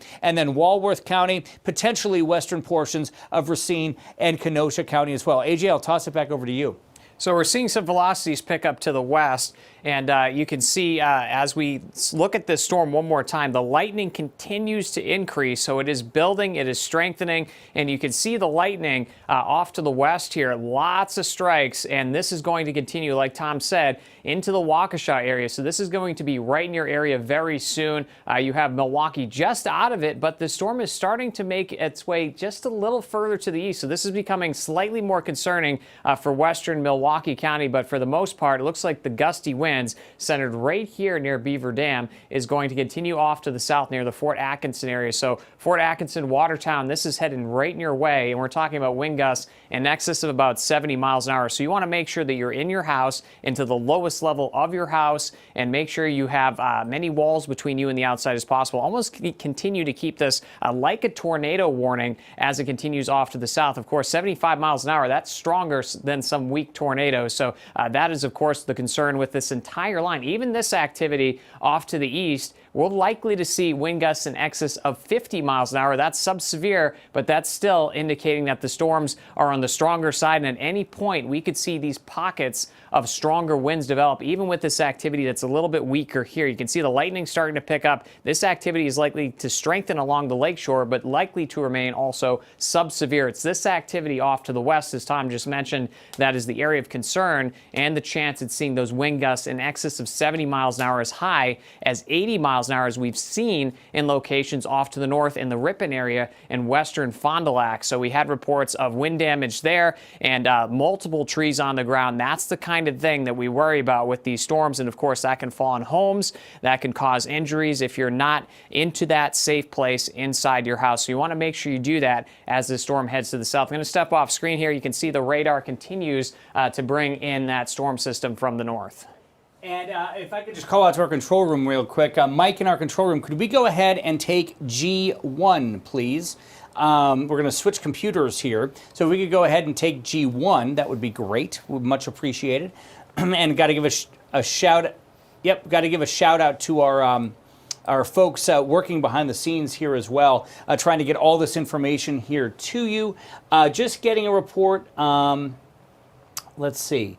It's just some strong winds right now in Dodge County is what we're getting here in terms of those reports. So again, as AJ mentioned here, I really think the big story is going to end up being what's rolling through Dodge County and Jefferson County right now. It's moving to the southeast, so this will impact Waukesha County. I strongly believe the next warning issued is going to be for Waukesha and maybe Walworth counties, the way it looks right now. So there we go. Thank you very much. Just kind of switching over on the computers here. here. And again, you see the lightning strikes and you see this line of storms. So just to reiterate what we have going on right now, in fact, I'm going to step back and just kind of show you the warnings here one more time as we have severe thunderstorm and tornado warnings continuing in effect. So the tornado warnings, again, these are what we call kind of the brief spin-up tornadoes, what we're seeing along this line. This includes you folks in Lake Mills. This includes you folks in Waterloo, just north of Lake Ripley. This does not include Jefferson or Johnson Creek. You are under a severe thunderstorm warning tonight. This also includes southwestern portions of Dodge County and largely rural areas of southwestern Dodge, and that is going to continue here until 1:15. So there you have that tornado warning. Everybody else under severe thunderstorm warnings. But I want to emphasize here 1:30 Jefferson County, and then we have 1:45 for Dodge and Jefferson County. So that's just kind of to reiterate what's going on. If you're in the tornado warning, stay in your tornado safe locations. And here we go with a new, that's actually going to be Greene and Lafayette counties. So they're actually issuing more off to our west here. I think we're going to have more coming up eventually for Waukesha and into parts of Walworth County with time as well. If you're in the tornado warning areas, stay in your basement, lowest level of your home. Again, that tornado warning, we only have a few more minutes left on it. It's going to expire at 1:15. Let's take a quick look at the rotation here quickly as well, because it is looking as though we are seeing not as much rotation, at least in northwestern portions of Jefferson County. However, we are seeing some new spin-ups. Let's see what we've got going on here. Hang on a minute. New tornado warning. All right, hang on a second. This now includes Waukesha County. All right, so because of these spin-ups, this new tornado, okay, so now we have all of Jefferson County and into western Waukesha County. Tornado warning until 1:45. Okay, and now this is getting a bit more serious for us. Bear with us for just a moment. We got to go back in here. This is now becoming a concern for Johnson Creek. Right here. See that spin right there? Right over Johnson Creek. And what I want to do is, so let me just be very clear. This is for all of Jefferson County into western Waukesha County, including some of the lake country there as well, including Oconomowoc. Basement, lowest level of your home, getting as many walls between you and the outside as possible. We've talked about these brief spin-ups that now appear to be getting a bit stronger in spots. Now, again, basement, lowest level of your home. I know phones are going off, sirens are going off. You're going to have to wake up the kids. I have a almost 6-year-old. That's not fun to do, right? I know, I'm right there with you, but you need to do it. Get into your tornado safe location. The concern that we have, if we could, there it is, southwest of Watertown, where the rotation is starting to increase. And again, these are these spin-ups, and they happen very, very quickly. We're seeing that now. So this is why Jefferson County, we're going under this. This is southwest of Watertown, but this also includes you folks in western Waukesha County. Basement, lowest level of your home, interior closet, interior bathroom, and know that we have so many eyes on these storms right now, watching it on the radar. We've got connections directly with the National Weather Service. We are all trying to keep an eye on all bits and pieces of these storms because, again, as you see, it's a big line with not only strong winds coming out of it, but it's also got the rotation built within the line. So there you have your safety tips. AJ, I'll tell you, so again, this tornado warning in effect until 1:45. This does not include the city of Waukesha right now. Let me repeat that. This does not include the city of Waukesha. But AJ, if we could pull up the tornado warning, I want to get some of the cities involved here in western Waukesha County and then into portions of Jefferson County as well. So Jefferson County, Fort Atkinson, you're under this. This includes Summit. This includes Oconomowoc. Again, we're talking about Lake Country here, the Wales area just to the west of Genesee. Pewaukee, this does not include you at this point, but it does include Merton. It includes the Merton area. It includes Ottawa. It includes Eagle. It includes Sullivan, Jefferson, Fort Atkinson. Now you are all under this tornado warning, but it does not include the city of Waukesha or Pewaukee at this time. So it is just to the west of there right now. If you are in the red shaded area, basement, lowest level of your home, getting as many walls between you and the outside as possible. Know these tornadoes, they can drop quickly, but we're not talking about monster tornadoes, but these would be enough, again, to blow trees down and blow shingles off roofs, things like that. So we are certainly concerned about it. And we get the question all the time, do I need to wake my kids up for this? The answer is yes, and I know we don't want to hear that in the middle of the night, but that's what you need to do. Wake up your kids, go to shelter. I mentioned this before. You have one job right now, your solo one job. Get you and your family into the tornado-safe location.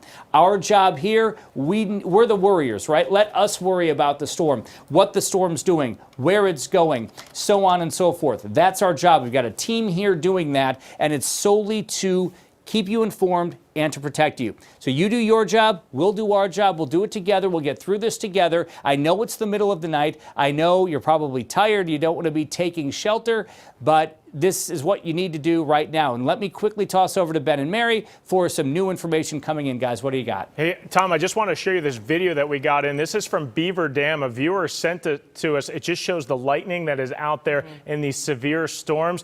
The viewer calling it blinding, and the viewer, as you can read, says, cannot emphasize how much worse this looks in person. And this viewer then went right into the basement, which was a smart move when those storms were moving through Beaver Dam. And these are the storms, Tom, that have moved now into the Waukesha County area. And look, you could just see every second here, there was a huge flash of lightning. Absolutely. We're getting that same type of video in from, I got a video from a viewer in Mayville, that's in Dodge County. We're seeing that tons of lightning, and it sounds like a lot of wind, and of course just that ominous thunder as well that they're hearing. So this is going on in so many areas right now. A lot of viewers are writing me that they're just taking cover right now, going to their basement. As Tom mentioned, the best thing to do, finding some sturdy walls. They said, it's late, but we want to be very, very safe. So we're getting a lot of that at this point right now. So Tom, again, this tornado warning at this point is for all of Jefferson County. All of Jefferson and western Waukesha. It does not include the city of Waukesha or the city of Pewaukee. It is just to the west at this point, but this is Oconomowoc, this is Summit, this is Eagle, this is Sullivan, this is Fort Atkinson, Johnson Creek, and we're getting an estimated wind of 70 miles per hour in Johnson Creek right now. So as we take a look at the possible area of road, look here at the velocities coming out. So this is the radar going into the storm, and it's detecting raindrops, for example, going towards and away from the radar. That's how we're able to detect what's going on wind-wise inside. That's why we call it Doppler radar. We're able to peer in and see what the winds are doing, and they are very strong aloft. We are getting estimates of potentially 70-mile-per-hour winds. This is now going to be just southwest of Watertown. You see the intense wind here. There is some rotation coming in out of this. The other concern that we had, there's another feature on the radar, and I don't know if we could show you that here, AJ, where we can actually see if there is debris floating into the air from the winds. And that is a concern that we have, yes, and it looks like right here, just to the northeast of Johnson Creek. So what this is showing us here is this could be tree branches. This could be possibly some damage of some sort that's being lofted into the air from these winds, be it a tornado or strong straight line winds. We are able to see this possible debris. And so this is one of the newer features of Doppler radar, and this is one of the reasons why the tornado warning was issued, because this possible debris linked up with the rotation that we're seeing on the radar. So it is a possibility. In fact, AJ, let's go back to the rotation if we could, and see if that lines up in that same area here, and it does, where we're seeing these strong winds here. And AJ, if I could ask, is this a storm relative that we're looking at here? I believe it is. So let's try to just fix to that double velocity check so we can see a little better here. Yep, so there are a couple of different velocity products, and just to kind of get a little sciencey on you, the storm relative portion of it takes the storm motion out of it. So what it does is it allows us to better see the rotation within the storm. And so being the rotation where it is here northeast of Johnson Creek, with that matching up to some potential debris, and again, that could be tree debris for all we know, we don't know what kind, being lofted into the air, that's why the tornado warning was issued. This is a concern. You saw AJ highlight that there of potentially 85-mile-per-hour winds aloft just to the northeast of Johnson Creek. And that could very well make its way to the surface. In fact, estimates are upwards of 70-mile-per-hour winds. So these are serious winds, whether they are rotating or whether they are straight line coming out of the storm, quite frankly, doesn't really matter. That's why we have been sounding alarm bells all day long about this storm. Again, if you are just tuning in, your sirens are going off, your weather radios are going off, your phone is going off, you woke up, you're not in a good mood because you have to be up in the middle of the night for a tornado warning, taking shelter. Totally understand it, and that's why we're here with you right now. Please take shelter. Get the kids up, take them to the basement or the lowest level of your home. Stay there until this warning expires. Looks like that debris signature may have fizzled out there a little bit, which might certainly be good news. Again, let's zoom this out. May still be a little bit right there as it's heading east. So just to the south of Ixonia, we're not far from Sullivan here as well, which is where the National Weather Service is. You know what, though? It's also worth pointing out that this is getting very close to the radar site as well. And the closer we get to the radar site, we may lose some characteristics here and there. But it also means, for example, Johnson Creek, here's the radar in Sullivan. And as this is pointing towards Johnson Creek, this is very low level. So it's not that the radar beam is shooting to the top of the storm, it's at the bottom of the storm. And that's concerning. And here we go again with, let's go back to the warnings here. So this is a severe thunderstorm warning. This is now for everybody else. In fact, they're going to, this is including, I'm just kind of taking a quick look at what we have going on in terms of the warnings. We also, out in Dane County, have reported tornado damage in western Dane County. We'll talk more about that in a moment. Let's talk again about the warnings that are in effect. These are the new warnings. So Milwaukee, you're in it. Milwaukee, Racine, Kenosha, Walworth. This is the rest of Waukesha. Severe thunderstorm warnings for the potential for 70-mile-per-hour winds. This is in effect until 2:45. This is because of the line heading through Jefferson County, now heading into Waukesha County as well.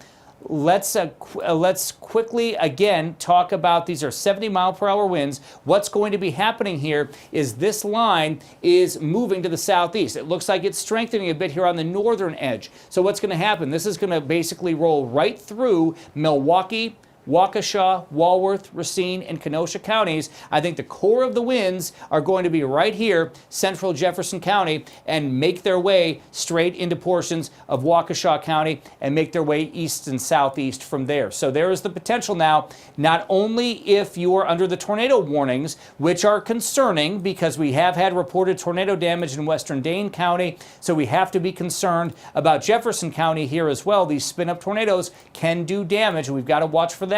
But I also think we're going to have widespread power outages and trees down over the course of the next 1 to 2 hours as this continues to roll through, especially Waukesha, Walworth, Racine, Kenosha counties, and I think portions now of Milwaukee County. Let's go quickly here to Ben and Mary with some new information, guys. What do you have? Tom, I just talked to a nurse at the Rainbow Hospice Care Inpatient Center, and that's right in the area that you were talking about, that you were seeing that debris field. I will tell you, everybody at the hospice facility right now is safe. So no damage at that hospice facility. They have moved everybody who can move into the interior walls, and nurses obviously checking on people. Not everybody could be moved from that facility. And he does say that the area kind of behind the hospice facility, it's all rural farm fields. But they've certainly heard that storm come through their neighborhood, and I had a lot of concern that maybe that was damaged in the area. But the Rainbow Hospice Care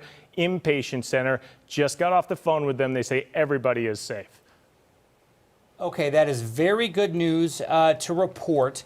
That's a very good news to report, guys. Sorry, we're trying to catch up here. This is in Concord right now. So notice Oconomowoc on your screen. This is southwest of Oconomowoc. This is right on the interstate. This could be a tornado. That's the debris signature that's increasing. Listen very carefully to me right now. If you are in this tornado warning, eastern Jefferson County, western Waukesha County, you need to be in your tornado safe spot. This now appears to be increasing in terms of debris being wafted into the air, potentially some damage. AJ, let's go back. Let's go to the velocity real quick, and then, or I'm sorry, to the reflectivity. Then we'll come back and visit the velocity, which appears to be tightening here as well. So this is Interstate 94. Let's go ahead and zoom in here. And again, we've got, so this is the line of storms. Here's Sullivan. The line is just about to hit the radar site here. Strong winds coming out of the front side of the storm. So this is kind of a 1-2 punch here. Strong winds coming out of the front side of the storm, and we have rotation within this line as well. There has been confirmed tornado damage in parts of Dane County as a result of the general storm system that we have. This is concerning. And Concord, and so here we are. This is Interstate 94. Here's the Waukesha Jefferson County line. Here's Oconomowoc. Here is Summit, okay? And look at, oh my goodness. Hey, let's take this full screen if we can, please. We'll come back to the video here in a minute, but this is some serious wind. 100, that's one of the strongest I've ever seen, just to the south of Concord. 107 mile per hour winds just off of the ground right now. This is coming in from the Sullivan radar, which is practically right next door. And then we have the red area, look at that, 110, and then we have the red areas, which is the wind coming in from the other direction. This is becoming much more concerning than it was a few minutes ago, especially when you counter with the debris, if you will, that we're looking at from this radar product. What this is telling us, there could very well be a tornado on the ground right now in eastern Jefferson County heading into western Waukesha County. I cannot urge enough, if you are in this area, basement, lowest level of your home, getting as many walls in between you and the outside as possible. If you don't have a basement, interior bathroom, interior closet, grab some blankets, get in there, then stay in there until this warning expires, which is 1:45. Correct, AJ? Correct me if I'm wrong there. 1:45 yes, on 1:45. that warning. Let's go ahead and do a track on this storm, AJ, if we could.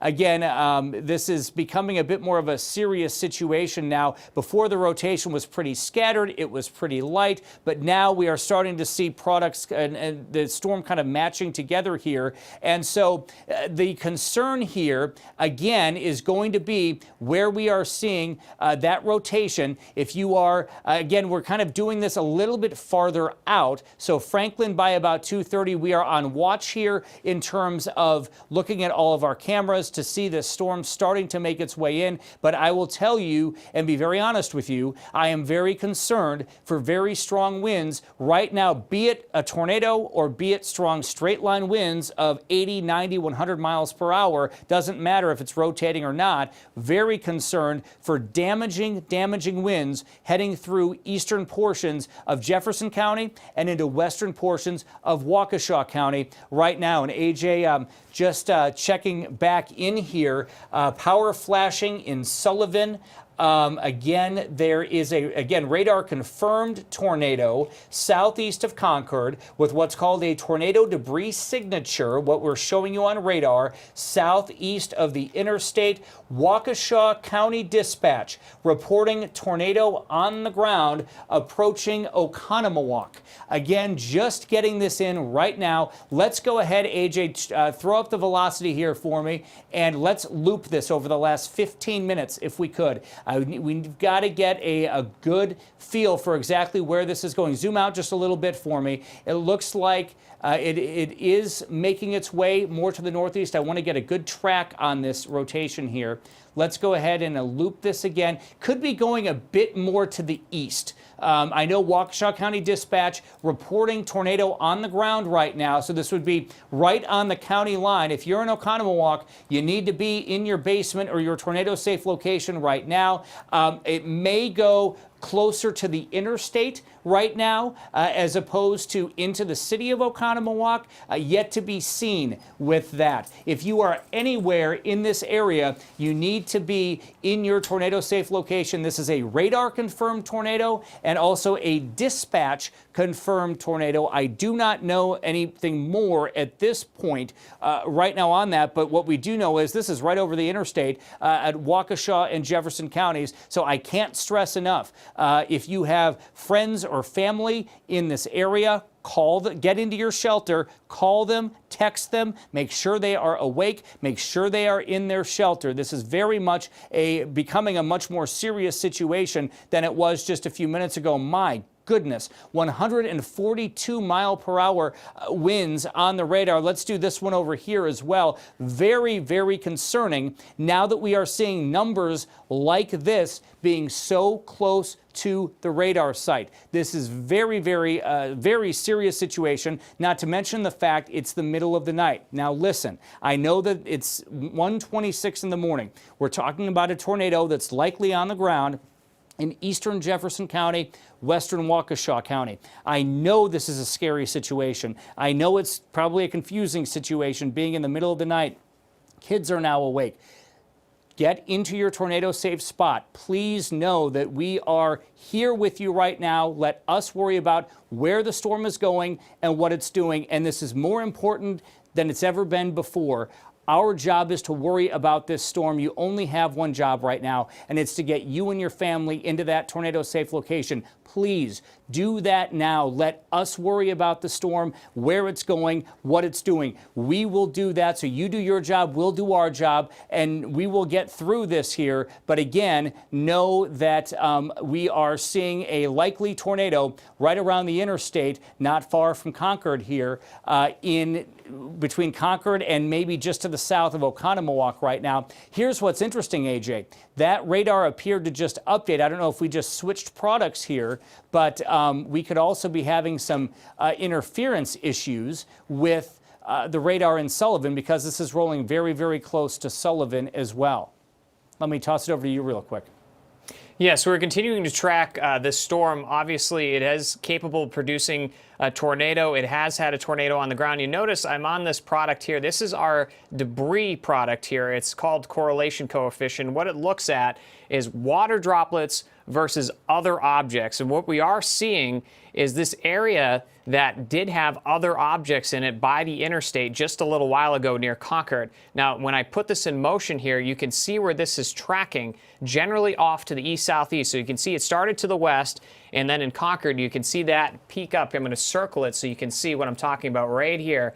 And that's continuing to head off to the east and southeast. So that's what we're seeing with this. A likely tornado on the ground. It looks like there's reports of some. So this is more important if you're in this area than any other time to be in your safe place. Basement, if you have it. If you don't have it, an interior room, put as many walls between you and the outside danger as possible. We'll go back to the velocity, and you can see it's too close to the radar to really discern where the tornado would be, but it's likely to be near the Dewsman area, so this is right in this area. I do believe that that's probably the highest location of where it would be. Of course, if you're in the tornado-warned area, this continues until 1:45. If you're in this box, you want to make sure you have as many walls between you and the outside as possible, or be in your basement. That's the best place you can be if you do have one. Of course, these storms are now starting to shift off to the east-southeast. That does include most of Waukesha County, so that is going to be a big concern as that confirmed damage was on the ground with that tornado. Tom?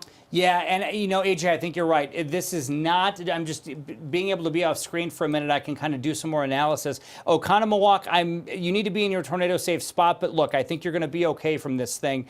It should be down to your south. AJ mentioned Dousman, and I think that that is more of the concern right now, as there is rotation literally almost over Sullivan, now right over the radar site. Now, I will tell you, hearing from the National Weather Service just a moment ago, I told you we have a direct connection with them. 48-mile-per-hour wind gust. Power is out at the office. They're on a backup generator right now. That's at least some good news in that they only had a 48-mile-per-hour gust, because what we were seeing on the radar, intensely strong winds right here, which now appear to be subsiding. Again, Oconomowoc, I don't believe this is heading towards you. You need to be in your tornado-safe spot. Take a deep breath. I think it's going to stay down to your south, okay? Now, farther to the south, near the Dousman area, it's going to be a little tricky here for a couple of minutes, because here's the radar. So until this pulls a little bit away, the radar beam is going to sample the storm again. So I think we're going to have to wait a couple of minutes to get a real good feel for what's going on here. So that's why Dousman, you need to be in your tornado-safe location. Wales, Genesee as well. And again, now we're kind of getting out of the warning once we get into Genesee, Vernon, and Big Bend. Let's see what happens as it heads a bit east. Oh, here we go. Okay. New tornado warning, and this is now going to include Milwaukee. All right, let's go ahead, and this is going to wake a lot of people up. This is going to wake a lot of people up. Big-time population centers continue to be under this warning. Racine and all of Racine County, you are under this. I believe East Troy is going to be in this in Walworth County. Let's see if I believe Mugwanago, you're in this. Yes, it does go to East Troy as well. So Mugwanago, Union Grove, Norway, Rochester, most of Milwaukee County. Now, I need to mention this, particularly in Milwaukee County, and this is very important.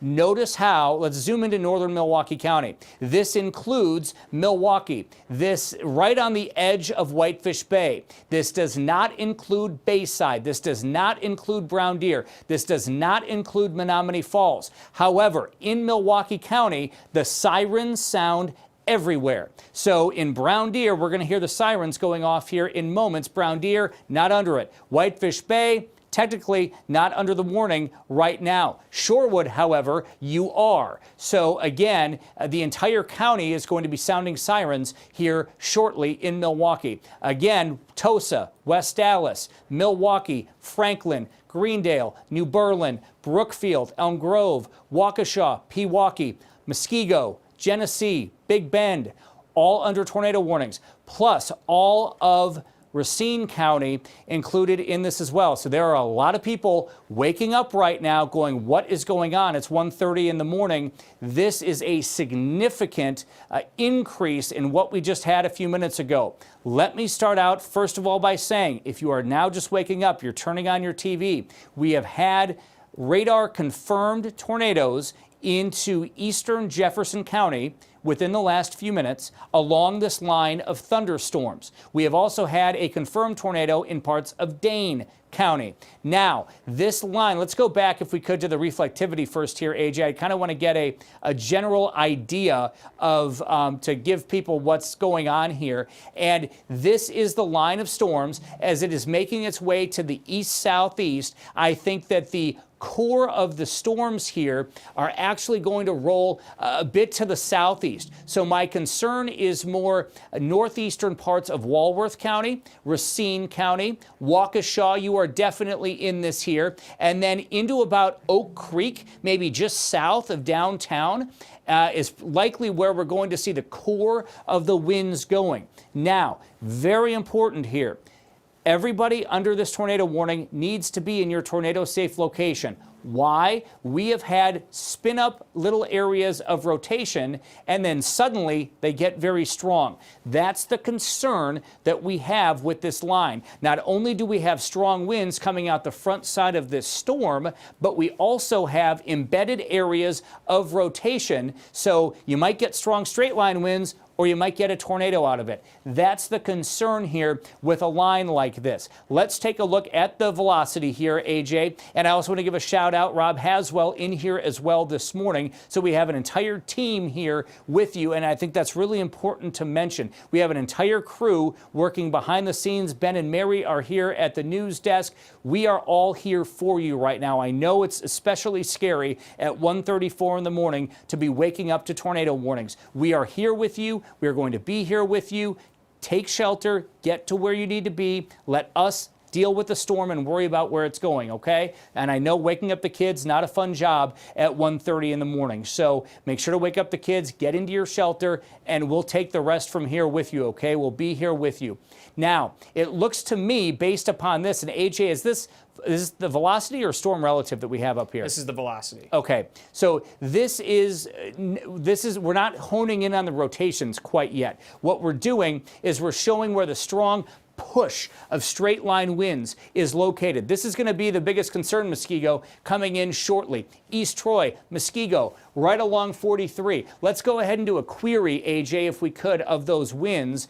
And it's likely going to be at least 70 miles per hour. And I think we're going to be seeing strong straight line winds of around 70, maybe a bit higher, which would be hurricane force winds coming on through. So whether you see, again, a tornado which spins or straight line winds coming out, it almost doesn't really make a difference at this point because the damage would be the same. If you have 75 or 80 mile per hour winds in a tornado versus in straight line and a squall line, the damage is going to be the same, right? Here is a look at that strong core of winds. Mugwanago coming in right now. So again, take shelter. Wind Lake 151. Burlington 157, Dover right around 2 a.m., Union Grove 208. Again, moving to the southeast. This is going to be that strong push of wind coming out. Now, AJ, if we could go ahead and do what we call the storm relative velocity, what that's doing to get sciencey on you, we're taking out the storm motion, so that allows us to look to see, could we see some of these spin-ups? And that has been the concern in eastern Jefferson County, not far from Concord, right along the interstate, where we ended up getting radar-confirmed tornado and debris on the radar. Now, what's interesting here, see, that's right here. And there was definitely rotation right along the border, right there. That was earlier now, and that was right along the border. Now let's go ahead and bring this to the current moment. So this was old. Broader rotation, it appears to me, and I can hear the sirens, by the way, going off here in Brown Deer, which is not under the tornado warning. But again, Milwaukee sounds it for the entire county. Far northern Milwaukee County, Whitefish Bay and north, you're not under the tornado warning. Now, what I'm seeing here is this appears to me to be becoming outflow dominant. And AJ, I know you've been analyzing this here as well. Yes, very much so. I'm not seeing rotation necessarily with this, but I'm now seeing strong straight line winds. And let me defer to you, AJ, as well, to kind of give some more perspective on this. So it seems that the rotation has now turned into straight line winds, which we've seen this now 3 times tonight. So these storms continue to be strong. They're capable of producing damaging wind and occasional spin-up tornadoes. Now, that velocity that we did see with that potential tornado that was on the ground, likely tornado rather, was pretty substantial. So these storms have the capable of producing wind gusts in excess of 100 miles an hour, and that could likely have been into that tornado itself. So you can see that in the bottom right-hand corner of your screen with all the lightning going around, where the rotation that we had just east of Concord there on I-94. So that has now turned into more of a straight line wind event. Of course, the risk of a tornado still remains high in the tornado warned area. As we've seen before, these storms can cycle rotation in periods of rotation, and now you see a tornado warning in southern Rock County. So there is rotation along this entire line as it continues to make its way towards the south. So that tornado warning includes Milwaukee, Racine, parts of Walworth County, and it looks like most of Milwaukee County, with the exception of sections of northern Milwaukee County and northern Waukesha County. So the concern, of course, like I mentioned, is going to be where those winds are propagating out and if they actually produce some rotation and some ripples within that line of wind that continues to head off to the east. So you can see locations right here of where we're seeing gusty winds in excess of about 60 to 65 miles an hour. And you can see the storms themselves heading their way off to the south. So more tornado warnings, or another tornado warning in Rock County that's just out of our area, indicating some more rotation along this line as it heads closer and closer to Illinois. So you can see that line bowing out. And as Tom mentioned earlier tonight, we talk about a rare inflow jet, which is rain-cooled air that actually supports these storms, energizes the storms, and intensifies the wind. So you notice this location right here, where that line is bowing out. It's almost got a bow segment. That's where we're seeing the highest velocities. So you can take a look right there on radar, and you can see velocities of about 70 miles an hour. So notice this location right here. That's going to continue to head off to your way. Norway right here. You can see the update now coming in on radar. This is moving also at about 60 miles an hour itself. So it's moving fast. It's gusty winds, and it can cause damage just as bad as a tornado in some cases. So we talk about these winds in excess of 70 miles an hour. You can see the potential for wind gusts that could include upwards of 70 miles an hour, which can also be just as destructive as tornadoes, but also just as close as hurricanes. So weak hurricanes, about 75 miles an hour. That's what we're seeing in some of these darker yellows and oranges here. So all across that line, and that's our velocity product indicating rain droplets moving at that speed. So that's what we've been showing all night. It's the rain droplets which can indicate areas of rotation, and we verify that rotation if it does reach the ground with our debris product. So that's where we'll continue to keep you updated as these storms continue to move to the south. But one more recap on those tornado warnings. Make sure you're in your safe place. Get to a basement. Put as many walls between you and the outside as possible. Here's the tornado safety graphic so you know where to go. Basement is the safest place. That's where you want to be. If you don't have a basement, you need to put as many walls between you and the outside as possible. Tom? AJ, let's go over quickly to the debris tracker we were talking about. There is a potential that we may have something coming up near Bethesda, which is just on the southwest side of Waukesha right now. And there you see it. And that is a bit of a concern here. What we've been seeing is, and we'll get to Ben and Mary here in just a moment. I know we've got some damage information, but what we are seeing here is possible debris on the radar. So we're showing you the rotation, right? With the winds inside of the storm. Well, if that matches up with debris, we can actually pick up on the radar. If debris is lofted into the air, the radar beam can pick up on that. And that's what we're seeing here. So I really need folks in Waukesha to be in your tornado safe location right now. And quite frankly, anyone under these tornado warnings, you need to be in your basement, lowest level of your home, getting as many walls in between you and the outside as possible. Look, I know it's late. I know that this is a majority of the massive population centers of our viewing area. This is a lot of people that are likely tuning in right now. And what we need you to do, basement, lowest level of your home, I mentioned that, interior closet, interior bathroom, and also if you don't have a basement, interior bathroom, interior closet, make sure to wake up the kids as well. I know it's not a fun thing to do at 1:42 in the morning. Let's go back to the radar here. So again, take shelter here. There are two issues. Let's zoom this out back here to reflectivity. This is the concern right here, which is this squall line coming through. This has been kind of our fear that we've been talking about all day long, where this line is now making its way to the east-southeast. There are two issues with this line. One is a strong push of straight line winds. That's actually one reason why this tornado warning is in effect. You see these strong winds. It's right over 43 right now, just on the southeast side of Mukwonago, stretching down to East Troy. 60+ mile-per-hour winds. With that, that's going to continue to surge straight into western Racine County shortly. In addition, what we're seeing on the southwest side of Waukesha are pockets of rotation. So we could either see straight line wind damage, or in some cases, those winds rotate. I really believe that in most cases, the velocity of the wind coming out of the storm and the velocity of potential tornadoes that we've had around here tonight are going to be somewhat similar, meaning the damage could very well be the same. We could see winds in excess of 70 miles per hour getting close to hurricane force. You see the cameras going on. There's a lot of lightning as well. AJ, let's zoom this out one more time and throw the lightning on here as well. So this is why we need you to be in your tornado safe spot, because we have straight line winds, potential tornadoes, and look at the lightning here. These are cloud to ground lightning strikes, and I know it's loud, especially Waukesha into Walworth counties right now, heading into Lake Geneva here very shortly. And here's the issue. I know that it's loud. I know that it can be very scary to be in a loud environment like this, and then reports that we're getting. And speaking of those reports, let me toss it over to Ben and Mary and get more damage reports coming in. Well, Tom, let's actually give our viewers a look right now. We do have a picture for you. Let's go to Fond du Lac County for that in Ripon. And we are along Highway 23 and Douglas Streets. And you can see there all of the damage that has been done.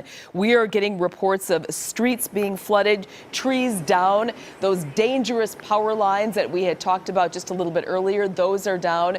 You can see there just some of the damage right there in Fond du Lac County in Ripon, a hard-hit area with the storm. We do have our photojournalist Tim Primo on the ground there for us. Tim, you have just arrived. It looks as though the rains have subsided a bit, but you can just see that tree down there. You can see the debris coming in, and it doesn't sound particularly windy, but clearly there's a lot of damage there. Give us the assessment from where your vantage point is. Yeah, good morning, Mary. Yeah, this is we're in the city of Ripon, far northwestern Fond du Lac County, and this road in front of the camera right here is Highway 23. It's the major east-west road through the city of Ripon. And what's going on here? We had a pine tree that blew down, and it looked like it took down part of a power pole here and pulled this. This pole is laying on the ground here, and then through this, the road is flooded here, and then the wires are going through that flooded water. So just trying to get to this location, I drove by numerous trees down in the neighborhoods here. Some of the streets are blocked off by DPW. DPW just set these cones up just now that you see in front of the camera. But throughout the city, I spoke to a police officer. He said there's trees down throughout the city. It was very obvious coming into town. I come on Highway 23 from Fond du Lac to Ripon, and it just kind of progressively, you could tell that the power was out on some of the homes. I got to Rosendale. The power was completely out in Rosendale. You could see some branches and that type of thing on the road. And then as you got closer to Ripon, there was more branches on the road, larger limbs on the road. It was just very difficult to see in the darkness, you know, what exactly the damage was. Like, for instance, this power pole that's down in front of the camera here, I'm driving down the street, it's so dark here, you couldn't even see it until you're on top of it. And numerous cars before the cones were here have tried to drive through there, and they just can't get through there. There's wires down in the flooded water, but it's all across the city of Ripon. Tim, you bring up a great point. If a car or a fence or anything at all gets within 25 feet of that thing, any of those down power lines, it's an incredibly dangerous situation. Problem is, as you were saying, that we can see that. Obviously, you've got your camera on that, but you know, some of these things are so easy to miss. If you're somebody going to work, perhaps, you know, or coming home from maybe a third shift, these things are really tough to see. So they're just telling people to be extraordinarily careful when they're out there. Yeah, like coming into town from the east side of town on the highway, the branches are on the road and you don't see them till the last minute. So you really got to take it easy. Obviously, the fire department has been through the area here. They're trying the best they can, but it's just for law enforcement and fire department, it's going from call to call to call. You know, basically just doing triage, trying to take care of the worst calls first and the less serious calls after that. 32,000 Alliant Energy customers are without power. That serves Ripon, Fond du Lac County and areas around there. Look at all the flooding there. But the concern right now is south, and we want to get back to Tom Walks. We do have tornado warnings. My wife is in Whitefish Bay, Tom, and she woke up very concerned because you said it all throughout the county. Alarms are going off, but not everybody in Milwaukee County is under this warning right now. That's correct, and that's a very important distinction. So all of Milwaukee County sirens go off, but Whitefish Bay and north, you are not under this tornado warning. Now, let me show these warnings, and then I want to talk about some radar analysis. We've got my colleague Rob Haswell mic'd up. Good morning, Rob. Rob is here with us, and we are seeing the tornado warnings continue. Now, let's take a look at the radar, at the reflectivity. I just did a measurement. It's moving at 50 miles per hour. That means that within about the next 45 minutes, this thing is going to be out into Illinois and out over Lake Michigan. And we can go ahead and do a quick storm track on that. And I want to talk about what this blob is here in eastern Waukesha County. The reason why the warnings are in effect right now, let me step out of the way so you can again see that it's going to be in Oak Creek, the heaviest part of the storm, in Oak Creek in the next 10 minutes. West Allis minutes. It's over you now. Racine within the next 20 minutes. Kenosha within about the next 20 minutes, 22 minutes or so. It's getting harder to do math this early in the morning. And then into Illinois by about 2:15. So again, this line is making its way through. Let me be very clear about why these warnings are in effect. And very ominous. A lot of folks are up right now. Kids are probably not happy. The adults are not happy. This is, where are we at here again, Josh? We're on Highway 45. Okay, so that's the graphic that you see there behind me. Let's go back real quick. If we could show the velocity here. I want to explain scientifically what's going on. We have two issues. One of them is the strong straight line winds. That's the main issue now. Look at that, 74 miles per hour. These are now hurricane force. This is going to be the issue. We may have a couple of tornadoes, but I am much more concerned now about strong straight line winds. Why? Let's go back to the reflectivity real quick, AJ, because you see this kind of blobbish figure here in eastern Waukesha County. Let's go ahead and loop this if we could, because I want to show you what's going on. This is what we call a bookend vortice. This is where it is wrapping around now. So this is the edge. This is the northeastern edge of the squall line, okay, in Waukesha and east into western Milwaukee County. What's happening here? The winds are going around, curving around. We're going to see it on the other side as well. And this is the formation of what we call the rear inflow jet. Why am I bringing all this sciencey stuff up? Because what's going to happen here is all of that wind is going to wrap around this line, come through and cause this area right here from just northeast of Lake Geneva into western portions of Racine County and eventually into Kenosha County to bow out. You've heard of a bow echo before, right? It's that rear inflow jet that's going to punch through and cause the strongest of the winds to come through. This line, thankfully, is going to be out of here within about the next 20-25 minutes, at least the strongest part of the line. And it is so, I think we're thankful for that, because we're starting to see these winds up to hurricane force. And I'm telling you, these winds are going to get stronger as they make their way into western Racine and especially into Kenosha County over the next 20 minutes. And I think we're going to see the peak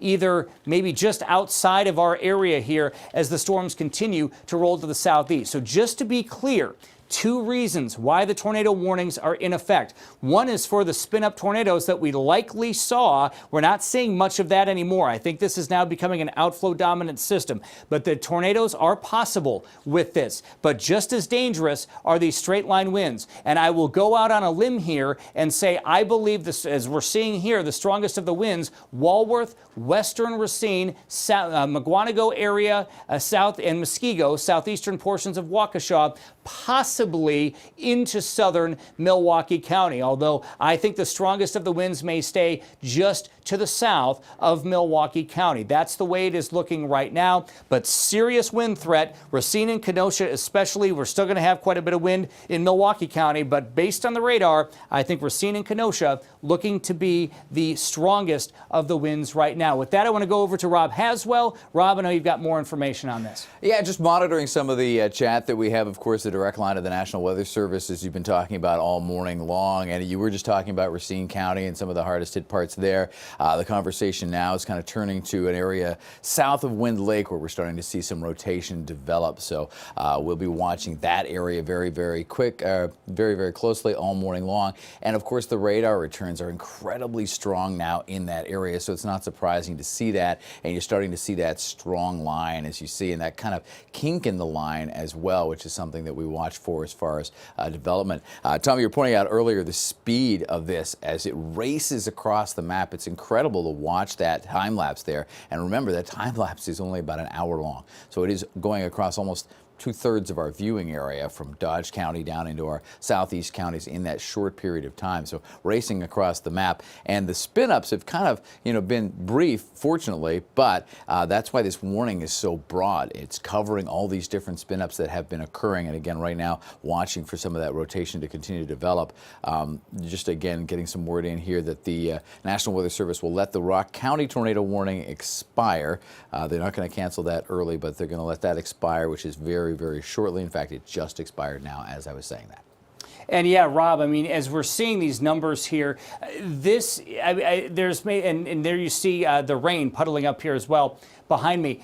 This has been our concern, right? This is why we've been sounding the alarm bells. Again, if you're just waking up, you're groggy, you want to go back to bed, it's not going to be much longer. Give us a good 20, 25 minutes. Let's do a repeat real quick of the tornado warning time here. I just want to get clarification for our viewers here. Again, the tornado warnings are officially in effect until 2:15. I honestly think that's a perfect expiration time, quite frankly. So give us another 20 minutes. I think we're going to be good. Severe thunderstorm warnings till 2:45, but I'm telling you, I think by 2:15, most of the strongest of the winds, they're on the front side of the storm, not the back side, the front. So I think by 2:15, we're going to be looking pretty good here. Again, concern being the strong surge of wind. Let's go back to reflectivity real quick, AJ, and do a loop on this.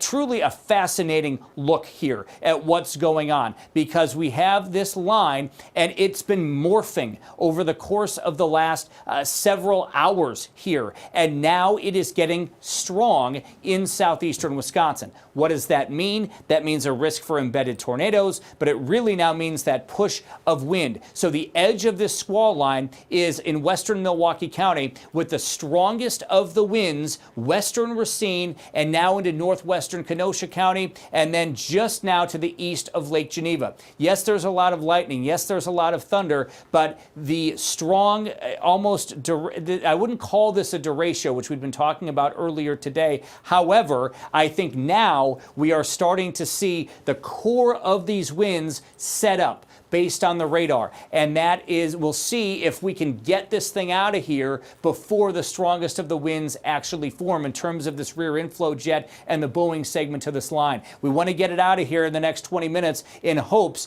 that this thing doesn't get particularly stronger by the time it reaches Racine and Kenosha. So the next 20 minutes, I think, are going to be very critical. Look at this thing. So this, again, this is a bookend vortice. AJ, let's look at the reflectivity here, because what can happen with the bookend vortice is we can end up seeing potential tornado activity within here. That is certainly very concerning. You see that counterclockwise flow with that. And it's really looping around. So there are going to be two issues here. One, you're going to end up getting the strong push of winds surging around it, but we could also end up seeing some rotation. So let's go ahead. So again, we are right here in southeastern Waukesha County. Yes, and you've got the other push coming in over Lake Geneva, but I think the bigger concern may be this. Let's look at the velocity real quick, storm relative, and zoom in right here.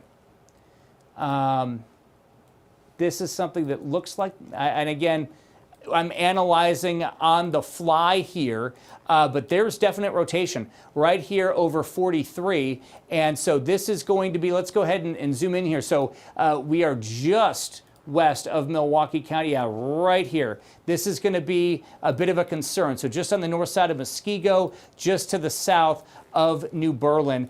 And I don't know if the Weather Service is talking about this yet, but this is also why, Milwaukee County, you need to be in your tornado shelter, because this vortice, if you will, this bookend vortice appears to me to be ramping up right now just on the south side of New Berlin, if you will, and it will likely be moving to the east-southeast, is my assumption at this point. Well, Let me Tom, tell we you, just have a storm report, not at that spot there, but just near that spot in from the National Weather Service over in Wales, which may be an indicator of something that is firing up. Of a tree snapped in that area. Obviously, we're not getting many reports of debris or damage at this early hour, nor do we encourage you to go out and make that check now. Obviously, once things calm down, we'd love to see, what you have seen in your backyards. But we are starting to see some tornado debris signatures. We are also seeing some live reports, including this tree snapped in Wales, but 1 mile south of Wales. So that kind of adds to the story that you were just telling there, Tom.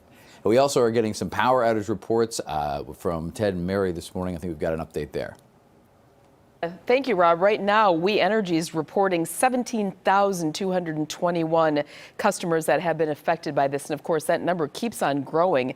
It seems by the minute. Alliant Energy, which serves, again, northwest of Milwaukee and west of the metro area, 35,000 customers and growing without power. We've seen some of the damage in Fond du Lac County, Ripon. Fond du Lac County officials are saying do not go to the Ripon area because there are flooded streets, there are power lines down, and our photojournalist Tim Primo just showed us some live images, and there's so much damage in the Ripon area that they're just going from place to place, and they're putting cones down, so you won't necessarily see flashing lights near every single power line that's down. It's a really dangerous place to be right now. Our Casey Cronus is in the Holy Hill area, and she just sent in some pictures of some trees that are down in that area. So we're also seeing damage once again in the Holy Hill area. Yeah, as we go back to that Ripon County image that we saw, or Fond du Lac County there with that big pine tree down, it just shows you about the intensity of the winds there and really the potential for so much damage that, of course, once we have light of day, we will see even more of. But people really concerned in that area. Getting a lot of messages from you on Facebook. I appreciate your replies saying that you have taken cover in your basements or in a bathroom right now if you're in Milwaukee County, because parts of that, of course, are under a tornado warning right now. So a lot of people just really taking shelter. Got a message from somebody working a third shift in Waukesha at the mire there saying that the winds there, you can really hear the howling out there, and there's concern if you're getting off work, even in the next couple of hours, what are you driving into? You have to be extraordinarily careful of those down power lines. Those are some really dangerous situations there. So you just got to kind of hold tight here. This FOX6 Storm Center app has been going off. We heard it here in Brown Deer. You can stay tuned to that, looking at the radar and getting any severe weather alerts on that. As you see there, Tom and Rob back there really monitoring every single inch of this storm tonight. Yeah, question for you guys. The Milwaukee, in the city itself, it seems that the risk is going down at this very minute, right?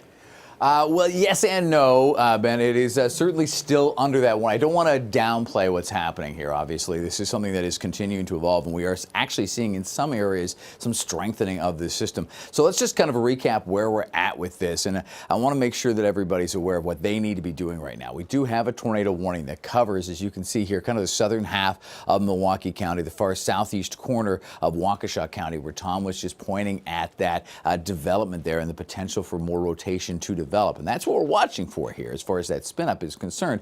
But as we pointed out earlier, straight line or rotation wind really doesn't matter when it comes to damage at the end of the day. It's going to have an impact, and you need to take cover if you're in these areas. Now, most of Racine County is under that warning as well. So if you're in these spots, you need to get to your safe place today, right away. Outside of those areas, we do have that severe thunderstorm warning. And I know this is a very broad area for a tornado warning. A lot of times they're smaller, they're often more conical, more pointed in the direction of the storm itself. But this is covering a vast area where we're seeing spin-ups and where we're seeing this development. So definitely a heads up there. Now, again, this is more south side of Milwaukee County. So as far as the downtown city center core goes, there may be some benefit there as far as, what the threat is as far as Ben was alluding to there. But I want everybody to be prepared regardless. So let's move over and take a look at the radar. I'm just going to move my mic that I keep rubbing up against here. You don't need to hear that on top of everything else. But notice how quickly this line has been dropping through and the development here. And this is right here is what we're watching very closely for further development. You can see how closely that is, or how close that is rather, to the city center and the major centers, and of course dropping down into Racine and Kenosha in a very strong way. If we switch over to the velocity, that's something we've been watching very closely all night long, all early morning long now, because it indicates very strongly where these incredible wind speeds are. And H is going to pop up a couple of just quick reads here, and you can see the 85 mile per hour. And that obviously takes, into hurricane range right there. And that can cause damage, whether it's rotational or straight line. That is still going to cause problems. And this has been developing and dropping south and east at an amazing speed. Now, the upside to that is that it will hopefully minimize some of the damage. Tom, what's going on over there? A couple of updates here real quick. Broad rotation over Hales Corners. I'm not overly concerned about that right now. Hales Corners and Franklin. We'll be watching that over the next 10 minutes, and it'll be gone. Couple of reports here. Multiple fires in Waukesha County from lightning strikes. One in Waukesha, one in Brookfield.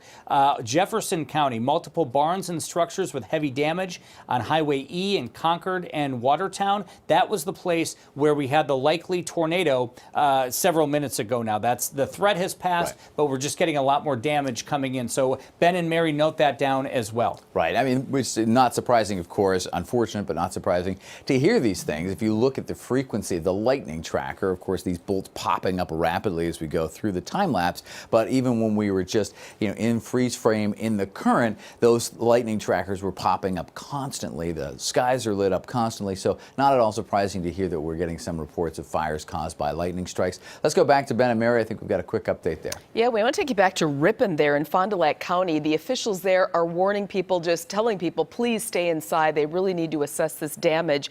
And in fact, they're saying if you have an emergency, don't leave the house, just call 911.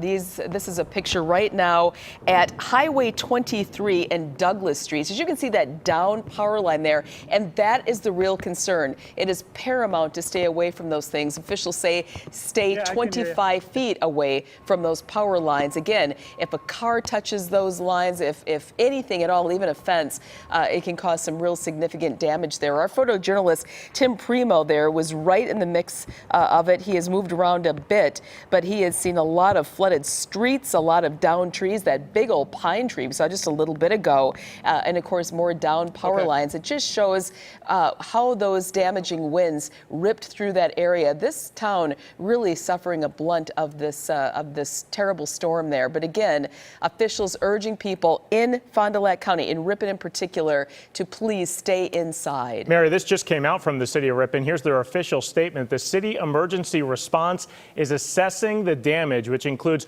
numerous downed trees, road closures, and downed power lines. Power is currently out citywide. And as you just said, Mary, if you're in need of help, call 911 because the crews, they're just out there in Ripon. But now the concern, obviously they're cleaning up there, but we're still following the concern as these storms move now through Milwaukee County and southward. Yeah, in fact, we have a tweet now we want to put up from you from our Casey Cronus.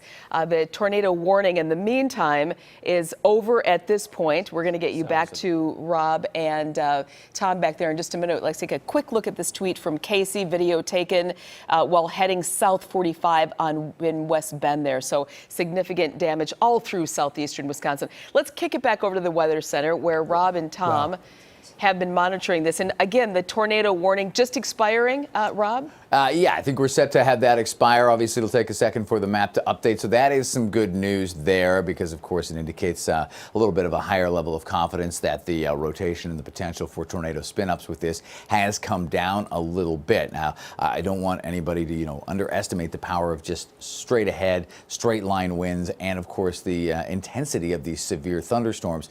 Tornadoes tend to grab all the headlines. They, get the movies made. But what we do have outside of that is the threat of an incredibly strong line of storms that has been racing across the map with straight line winds that have been gusting into the 80+ mile/hour range. At that range, damage is expected. We're going to see a lot of reports once the sun comes up and folks venture out into the yard. And I can't stress enough, now is not the time to do that. Even if you think you're in a bit of a lull where you are right now, please wait until all the warnings have expired and things have settled down, and then we would love to see all the photos of what's been happening in your neighborhood. But for now, stay in your safe space. Even with the warning, the tornado warning expired, you need to find a safe place to be and take cover because these with these thunderstorms racing through and these wind speeds, look at that, quick one there, 67 miles per hour. They are doing some significant damage. Now, we've been talking off camera here about the speed of this. AJ, if we can put that into kind of the loop mode just to see how quickly that's been moving, and there's a great way to do that too with the tracker, taking this off to the south and east pretty quickly. Doesn't take very long for this line to reach that and then head out over the lake where we'll see a lot of marine concerns as things will potentially intensify out there. A little less in the way of friction out over the water as well for these winds to go racing across. But at the moment, the lead of this is pretty much right along the state line as you go through parts of Walworth and Rock County, and then it kind of turns a little bit and you get that kind of hook going there, and you can kind of see that little rotation on the radar. And that is going to go up through Kenosha, Racine County, and it's still, of course, just absolutely coming down in southern Milwaukee County. And there's a live look at some of the heavy rain from one of our DOT cameras, and I'm sure it won't take long if you wait there to get some some flashes of lightning, which, of course, earlier we had reports of some fires. Tom, you were talking a bit about that with the lightning strikes creating some fires in the area. Any updates on that? Nothing about the fires, but we are I've been just looking at the velocity a little bit for Kenosha, and upwards of 70-mile-per-hour winds will be possible in the city of Kenosha shortly. So Racine, Kenosha, this is heading right towards you right now. I mean, look at this. I mean, Rob, this is incredible. Just an update from the National Weather Service. Tornado warnings expiring. So again, Milwaukee, Racine, Kenosha, in terms of the tornado threat, you're good to go. However, we could be seeing these gusty winds continuing. I'm seeing 70-mile-per-hour winds on radar. I don't want to underestimate that here. I know we're almost done, but Racine and Kenosha, this is it for you. The strong winds are coming in within the next 10 to 15 minutes, it will be gone. I'm not concerned about rotation any longer with that bookend vortice we were talking about, but that is right over just south of Franklin right now. It's loud for you guys, but again, within the next 10 minutes, I think we're going to be good to go, and then we can kind of settle on down. But Racine and Kenosha, it's going to be pretty windy for you. Stay inside, let this storm pass, stay away from windows, and at least we're on a positive trend here with those tornado warnings going away. That is good, and as you said, you don't want to downplay the potential damaging straight line winds. These are very strong straight line winds. Not very often we see wind gusts, at this point estimated, granted, but this is, as AJ was pointing out earlier off the air, this is very near to the actual radar station. So these estimates are going to be very, very accurate because of that. Now, the speed of this, again, takes it out there. As you can see, some of the time frames there for Summers, Pleasant Prairie, Kenosha, and South Kenosha, all, really in the next 10, 15 minutes or so. It doesn't take long for that line to make its move. There's another quick velocity report of almost 70 miles per hour.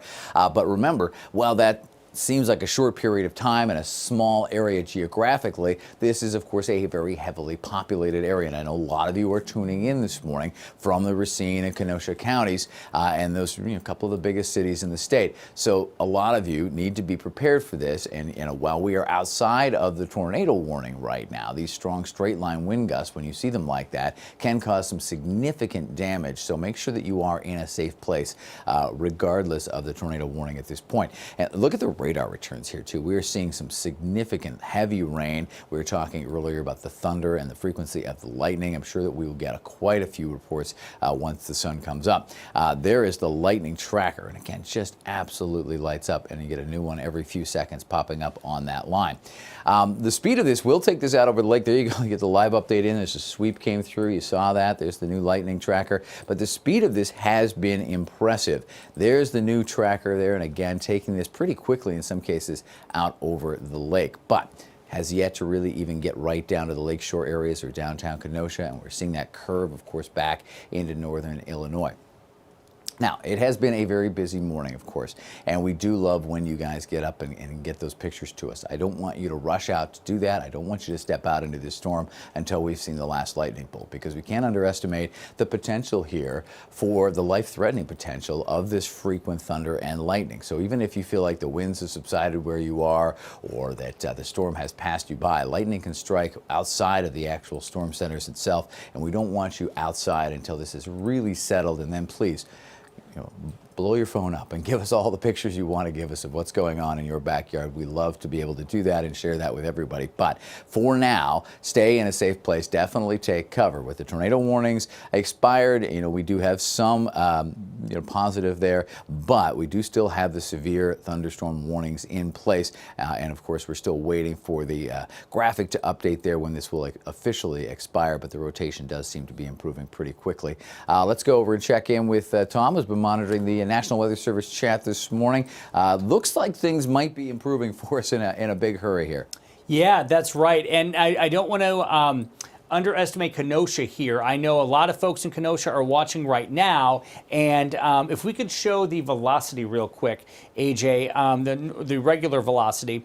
I'm seeing winds of upwards of 60 miles per hour heading into Kenosha right now. It's about 60 to 65 right in that zone right there. And right on the Illinois border, they're about 70, 73. Wow. So that's going to be our last core of winds coming on through Racine. I think it's gusty for you, but I think you're good to go right now in Racine. It's going to be Kenosha that sees this last push of wind, and again, within the next 5 to 10 minutes, we're going to be good to go. Back in behind this, if we want to show reflectivity real quick, back in behind, we are now just seeing kind of a gentle rain. There's that bookend vortice heading through southern Milwaukee County. Racine, you're good to go with the wind. It's a little gusty for you, but you're going to be fine. Kenosha, some strong winds, 60, 70 miles per hour. Within the next 5 to 10 minutes, you're good to go. And then life is good. We're going to be all set after that. But Rob, I know that Ben and Mary, I think, have some more damage information for us. It's amazing how quickly this goes from this intensity to that gentle rain that Tom was talking about. And as we get to that gentle rain, we're going to start to get more damage reports. In fact, Ben and Mary, you definitely have some now. Yeah, we sure do. Let's take you back to Fond du Lac County in Ripon, where, again, officials are saying, please don't leave the house. If you do have an emergency, call 911. Our photojournalist Tim Primo has made his way through town there. He's on Thorn Street right there. And you can see, again, more of that damage. Those down trees just broken right in half. We saw that a little bit earlier when he was just on Highway 23 and Douglas Streets. That's where we saw that terrible power line coming down. There from Tim's vantage point, we see that tree in there. Streets are flooded. The winds whipped through there. Tim, from your vantage point, again, we see that tree. Hard to see over there on the right side of your screen because, again, the lights are out on the street there. Plenty of people without power tonight. What else are you seeing? Yeah, this is the same situation. This tree fell down and hit the wires here. You can see the pole is leaning a little bit. Again, another situation with down wires in the street. This is a giant tree. I mean, we're right in the middle of town here, probably a few blocks away from Ripon College. And just snapped this tree off. All over town, DPW's out with front end loaders trying to clear the streets out. They're working real hard early in the morning trying to get things squared away. But again, it's same as before. It's just really hard at night, you know, with all the street lights out and just the darkness to actually see the damage until you're right on top of it. So if you're out and driving around, you just got to be real careful. Yeah, absolutely. Have you seen any damage from your area to homes? Obviously, there's debris in the backyard, but what about to the structures themselves? No, that's the thing. It's I have not seen any damaged homes. It's just, you know, just trying to do a damage assessment at night, it's just really hard to do. I'm sure there's got to be damage around town here to homes, but I have not seen it at all. I want to take you out to Jefferson County. This is from our state representative, John Jagler, just tweeting this out. This is a picture of a downed tree that's in his yard, kind of jesting that he's going to need a chainsaw tomorrow. And I think there's going to be a lot of people in his boat. There's the picture there. So Chainsaw Thursday. John Jagler, you might remember him. He was on the radio for many years, and that is the mess in his front yard. He also telling me there are power lines down in the area, and there are power lines down all throughout southeast Wisconsin and beyond. Alliant Energy, where Tim just was up in Ripon, Fond du Lac County, our communities that are west. I think Jefferson County is in the Alliant Energy family. 34,000 plus people without power, tens of thousands out with We Energies. That number is climbing as well at this hour. Yeah, We Energies, in fact, 28,895. Let's just call it 29,000 people without power right now. A lot of dark areas out there. And of course, crews working feverishly to make sure that they can get the power restored. So important, of course, for people with underlying health conditions, but also, of course, just to get the power back on so people can make their way around if they don't have the flashlights. There's going to be a real amount of damage done and a lot of cleanup to do tomorrow when the sun does come out in so many of these areas that have been hit with the storm tonight. Yeah, and we're not done yet. So let's get back to the storm center and take a look again at the radar for the communities that are still in this, guys. Yeah, we are, still in this. Absolutely. We are definitely getting to the end of this, and we got a damage report officially in now. This is the Wales report, as you can see there, indicated by that little marker on the map. Reports of multiple trees snapped and laying in the roadway. Obviously, saw some of that live video and other spots with some of that down as well, and of great social media coming into us as well. So this is Highway 18. So now, if you look, we do not any longer have that tornado warning on the map. So that has expired and updated for us. We do do still have our severe thunderstorm warning, as you can see here, until 3 o'clock, until 2:45, respectively there. But things are starting to rapidly improve. If we switch over to the radar, you can see how quickly this has been moving across the map. And we're now starting to see some of the heaviest returns make their way through Kenosha, Racine, southeastern Milwaukee County, and out over the lake. It's really just kind of paralleling the lakeshore right now, and then kind of paralleling the state line there. As you can see, northern Illinois is starting to see some of the heavier radar returns now, and much calmer as you go to the north of that. And the farther north and west behind this you go, the calmer this becomes, with just kind of a gentle rain falling in behind that. But we are in the last few minutes. That doesn't mean, of course, that it is over. We still want people that are within these strong wind gusts. As you can see here in the velocity map, you still see some of that popping up in southeastern Kenosha County. You're still seeing 60+ mile-per-hour wind gusts, which, granted, when you spend the night talking about 70, 80 mile-per-hour wind gusts, doesn't maybe seem as impressive. But that is an incredibly strong wind gust, and you can already see the damage it has been doing with the trees down and the power lines down. And we're going to be cleaning up from this for quite some time. But again, we are kind of winding this down. The radar showing that line now as it comes through, and you can see that kind of rotation in the radar returns, and then takes it out over the lake, and then you've got this line back across and into northern Illinois. So we should be starting to see some steady improvement here. I don't want anybody rushing out to give us pictures. Yes, we want your pictures. We want to make sure that those are taken safely, though. And when you go out, if you see down power lines or flooded areas, just steer clear. Let the officials take care of that. Make the report. Call 911, call the We Energies, whoever it is you need to call. But don't go into those spots yourself. The severe thunderstorm warning here, again, does go out until about 2:45, and that does cover all of the southeast corner of our viewing area. But at this point, we are definitely winding things down. And of course, with that, we will shortly be winding down our coverage as well. We want to thank everybody that was involved with the coverage here today. Tom and AJ taking you through the heart of things through the overnight. Ben and Mary for covering things at the desk. And of course, our live reporters. You're getting some live video there. Guys, where are we with this video? I-67, we've got some down trees at I-67 there. Looks like the tree took out the fence as well, so it looks like a fairly large-sized tree, just judging from what I can see. Again, at this early hour, being dark and the sun not up yet, it's going to be difficult to assess a lot of that damage, but it will be a busy 24 to 48 hours for a lot of folks in southeastern Wisconsin, and it'll be a very busy couple of days for the fine folks at the National Weather Service, as they will be going out and doing some of these storm surveys and giving us an idea of how these played out. Mary, I hear you have a question. Yeah, I'm getting a lot of comments from viewers here on Facebook. For example, Megan writes she lives near 76th and Howard. The rain was going sideways for a while, lots of lightning and wind. That was about 12 minutes ago. Can people in that area, or people that had all these warnings issued tonight, can they expect more of this tonight, or is it at this point pretty much died down so they can rest assured? Yeah, we are in the last minutes of this, so we're talking about still seeing some of the strong radar returns. There's still frequent thunder and lightning, so I don't want people going out with their cell phones and wandering around the backyard just yet in southeastern Wisconsin. Let's let this kind of settle. But no, we are winding down. There's not a second or third round in behind this. In fact, AJ, if we pull back, you can see how dramatically things calm down. Now, it does pick up again in southwestern Wisconsin. You see the general track of that. It's going to keep it out of our area. And look at this back edge. It just dries up completely. Parts of central and northwestern, north central Wisconsin is completely clear on the radar. So no, we're not going to see any kind of resurgence of this a little later on today. As we reach the end of this event, we will be able to kind of catch our breath, wait for the sun to rise, and assess the damage at that point. Look at the temperature differences here too, AJ, thank you. Once this line goes through, obviously we start to move into some of that cooler air, and you see the temperatures dropping into the low 60s up north, and we won't quite get there in a big hurry, but we are going to see those temperatures drop. It'll take a little bit longer for dew points to do that, but we're going to see a big change as we go through the day. So good question. Thank you, Mary.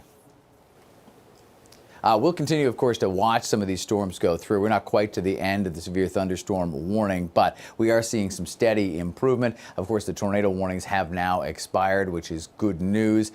We can, of course, always be watching the skies for you just in case. And anytime there's a thunderstorm in the area, you should take care. Obviously, when it's a severe thunderstorm, we have to ramp up the levels to which we take care of ourselves and our communities. And a tornado warning takes it to another level. But anytime there's thunder and lightning in your area, you definitely want to be, take precautions and take cover. That line now is dropping into northern Illinois, and if we zoom back in here, I think we'll be able to see just kind of the last few moments of this clinging to parts of Racine and Kenosha County. And as you can tell, it's still a strong radar return. As you get there's Waukegan, as you go into Illinois, and there's 94. And then you can see the radar, definitely very heavy rain still falling in parts of Kenosha County. You see it kind of inching across the map there on the slow laps, and then out over the lake for the vast majority of what is going on. So I will look over to the head boss here and see if we're about ready to we're going to keep going just for now. I was just making sure here we're going to stretch this out just a little bit, and I don't want to wrap this up too quickly because we do have a huge percentage, a huge population right here in the far southeast corner of that Kenosha County, I believe is what we're looking at there. And you can see the most recent velocity report at 67 miles per hour. And again, these are pretty solid reports given the proximity to the radar tower itself. 67 mile per hour wind gust in that southeast corner of Kenosha County. Let's go back into the studio to Ben and Mary. All right, well, we're going to take you over to Oconomowoc right now. They have suffered a lot of damage there. Casey Crone is live there. She has just gotten there a short time ago. And Casey, I know you've just arrived, but it looks like at this point you are right in front of a downed tree, and a big one at that. Yeah, that's right, Mary. We are in the downtown Oconomowoc area along Wisconsin Avenue and St. Paul. We just pulled into the downtown area about 10 minutes ago, and this right here, what you're looking at, this downed tree, is the first thing that caught our eye. It is across Wisconsin Avenue. One of the lanes is closed. There is a police officer here, an Oconomowoc police officer, just to kind of make people aware that this is in the area and not to head this way. This is the only down tree that we've seen so far, but again, we just pulled into Oconomowoc. We saw this and we stopped. We were going to get out, but we did see some lightning, so for now we're just going to stay put in the car. That's why you're seeing our windshield wipers as well here, but we wanted to give you this look as it is quite a large tree that is down. It came out of a planting bed, just again in the middle of the downtown area, so we're going to keep an eye out for other damage. The rain has let up significantly here, and again, we did see just a little bit of lightning about 5 minutes ago or so.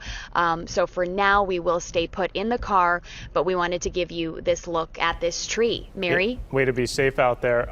And that tree, you could just see it snapped right at the base, that huge tree blocking part of the road there in Oconomowoc. Let's go out to Fond du Lac County really quickly. Look at the size of this tree that's down. This is in Ripon, which is just a mess tonight. It looks like straight line winds may have caused the majority of the damage in Ripon. Down power lines, phones are out, power is out, and we're told by city officials if you do not need to leave your house, do not. There are emergency crews all throughout the city that are dealing with all of the damage, and you can see there's so much that there's no emergency crews at this tree right here where our photojournalist is at Highway 23 and Thorn.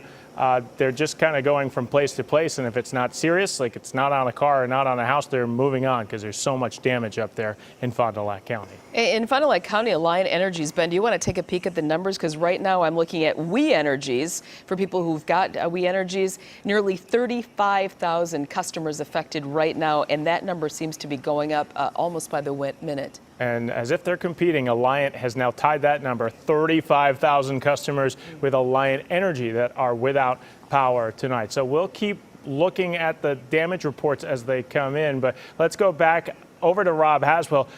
Again, we got to emphasize this, Rob. We do not want people to go outside right now and check out the damage because it could be really dangerous out there. Yeah, for a variety of reasons. I mean, we're still seeing some strong thunderstorms in the area. We still have some frequent lightning in far southeastern portions of Racine and Kenosha County. So, obviously you don't want to step out into any thunderstorm, let alone something that could potentially be severe. But as you were just talking about, you have numerous very dangerous situations that could present themselves. You have trees down. You could have trees that are, at moments away from, falling down, or that are laying across something, and then that snaps and it falls. So let things settle out there. And with the power out lines, of course, you don't want to go anywhere near that. If you, hearing about power lines or you see power lines down in your area, report that so that, of course, the utilities can get out there and take care of it. And if necessary, local authorities can, kind of cordon that off. But don't go anywhere near that. We don't want anybody getting, hurt after these storms go through because of some of the results of those storms. We are starting to see things kind of get basically to the end of the situation as far as this severe outbreak. But even at the moment, we're still seeing lightning popping up on the lightning tracker. And that line is moving its way south and into northern Illinois and then out over the lake. So as far as the actual severity of the storms, we're pretty much winding down with just some gentle rain farther north and west here. And even that will wind down as we go through the morning hours. So, as far as the severe threat goes, we are just, waiting for it to officially wrap up. Guys, they haven't officially wrapped up the warnings yet, but we're there you go. Actually, we have seen some improvements there. There you go. So we are officially now to the end of that, and so we're going to wrap up our end of the coverage here in the weather office. I don't know if you want to step in here, Tom. I want to thank you and AJ for everything you've been doing through the overnight. Come on in here, guys. You get your curtain call. That's the way this works. These guys did a fantastic job through the overnight in the very early hours. Thank you. We're glad hopefully everybody is okay. I think there's significant damage in some areas that we're seeing, and we certainly hope, and there's a lot of power out as well, but the cleanup is going forward here, and we want to thank the utility crews as well, who are going to be really out all night tonight as well. But again, the threat is over. We're good to go for the rest of the night, and we've got a quiet day coming in tomorrow. And thank you for taking this seriously and tuning in to us and letting us give you the information you need to be safe.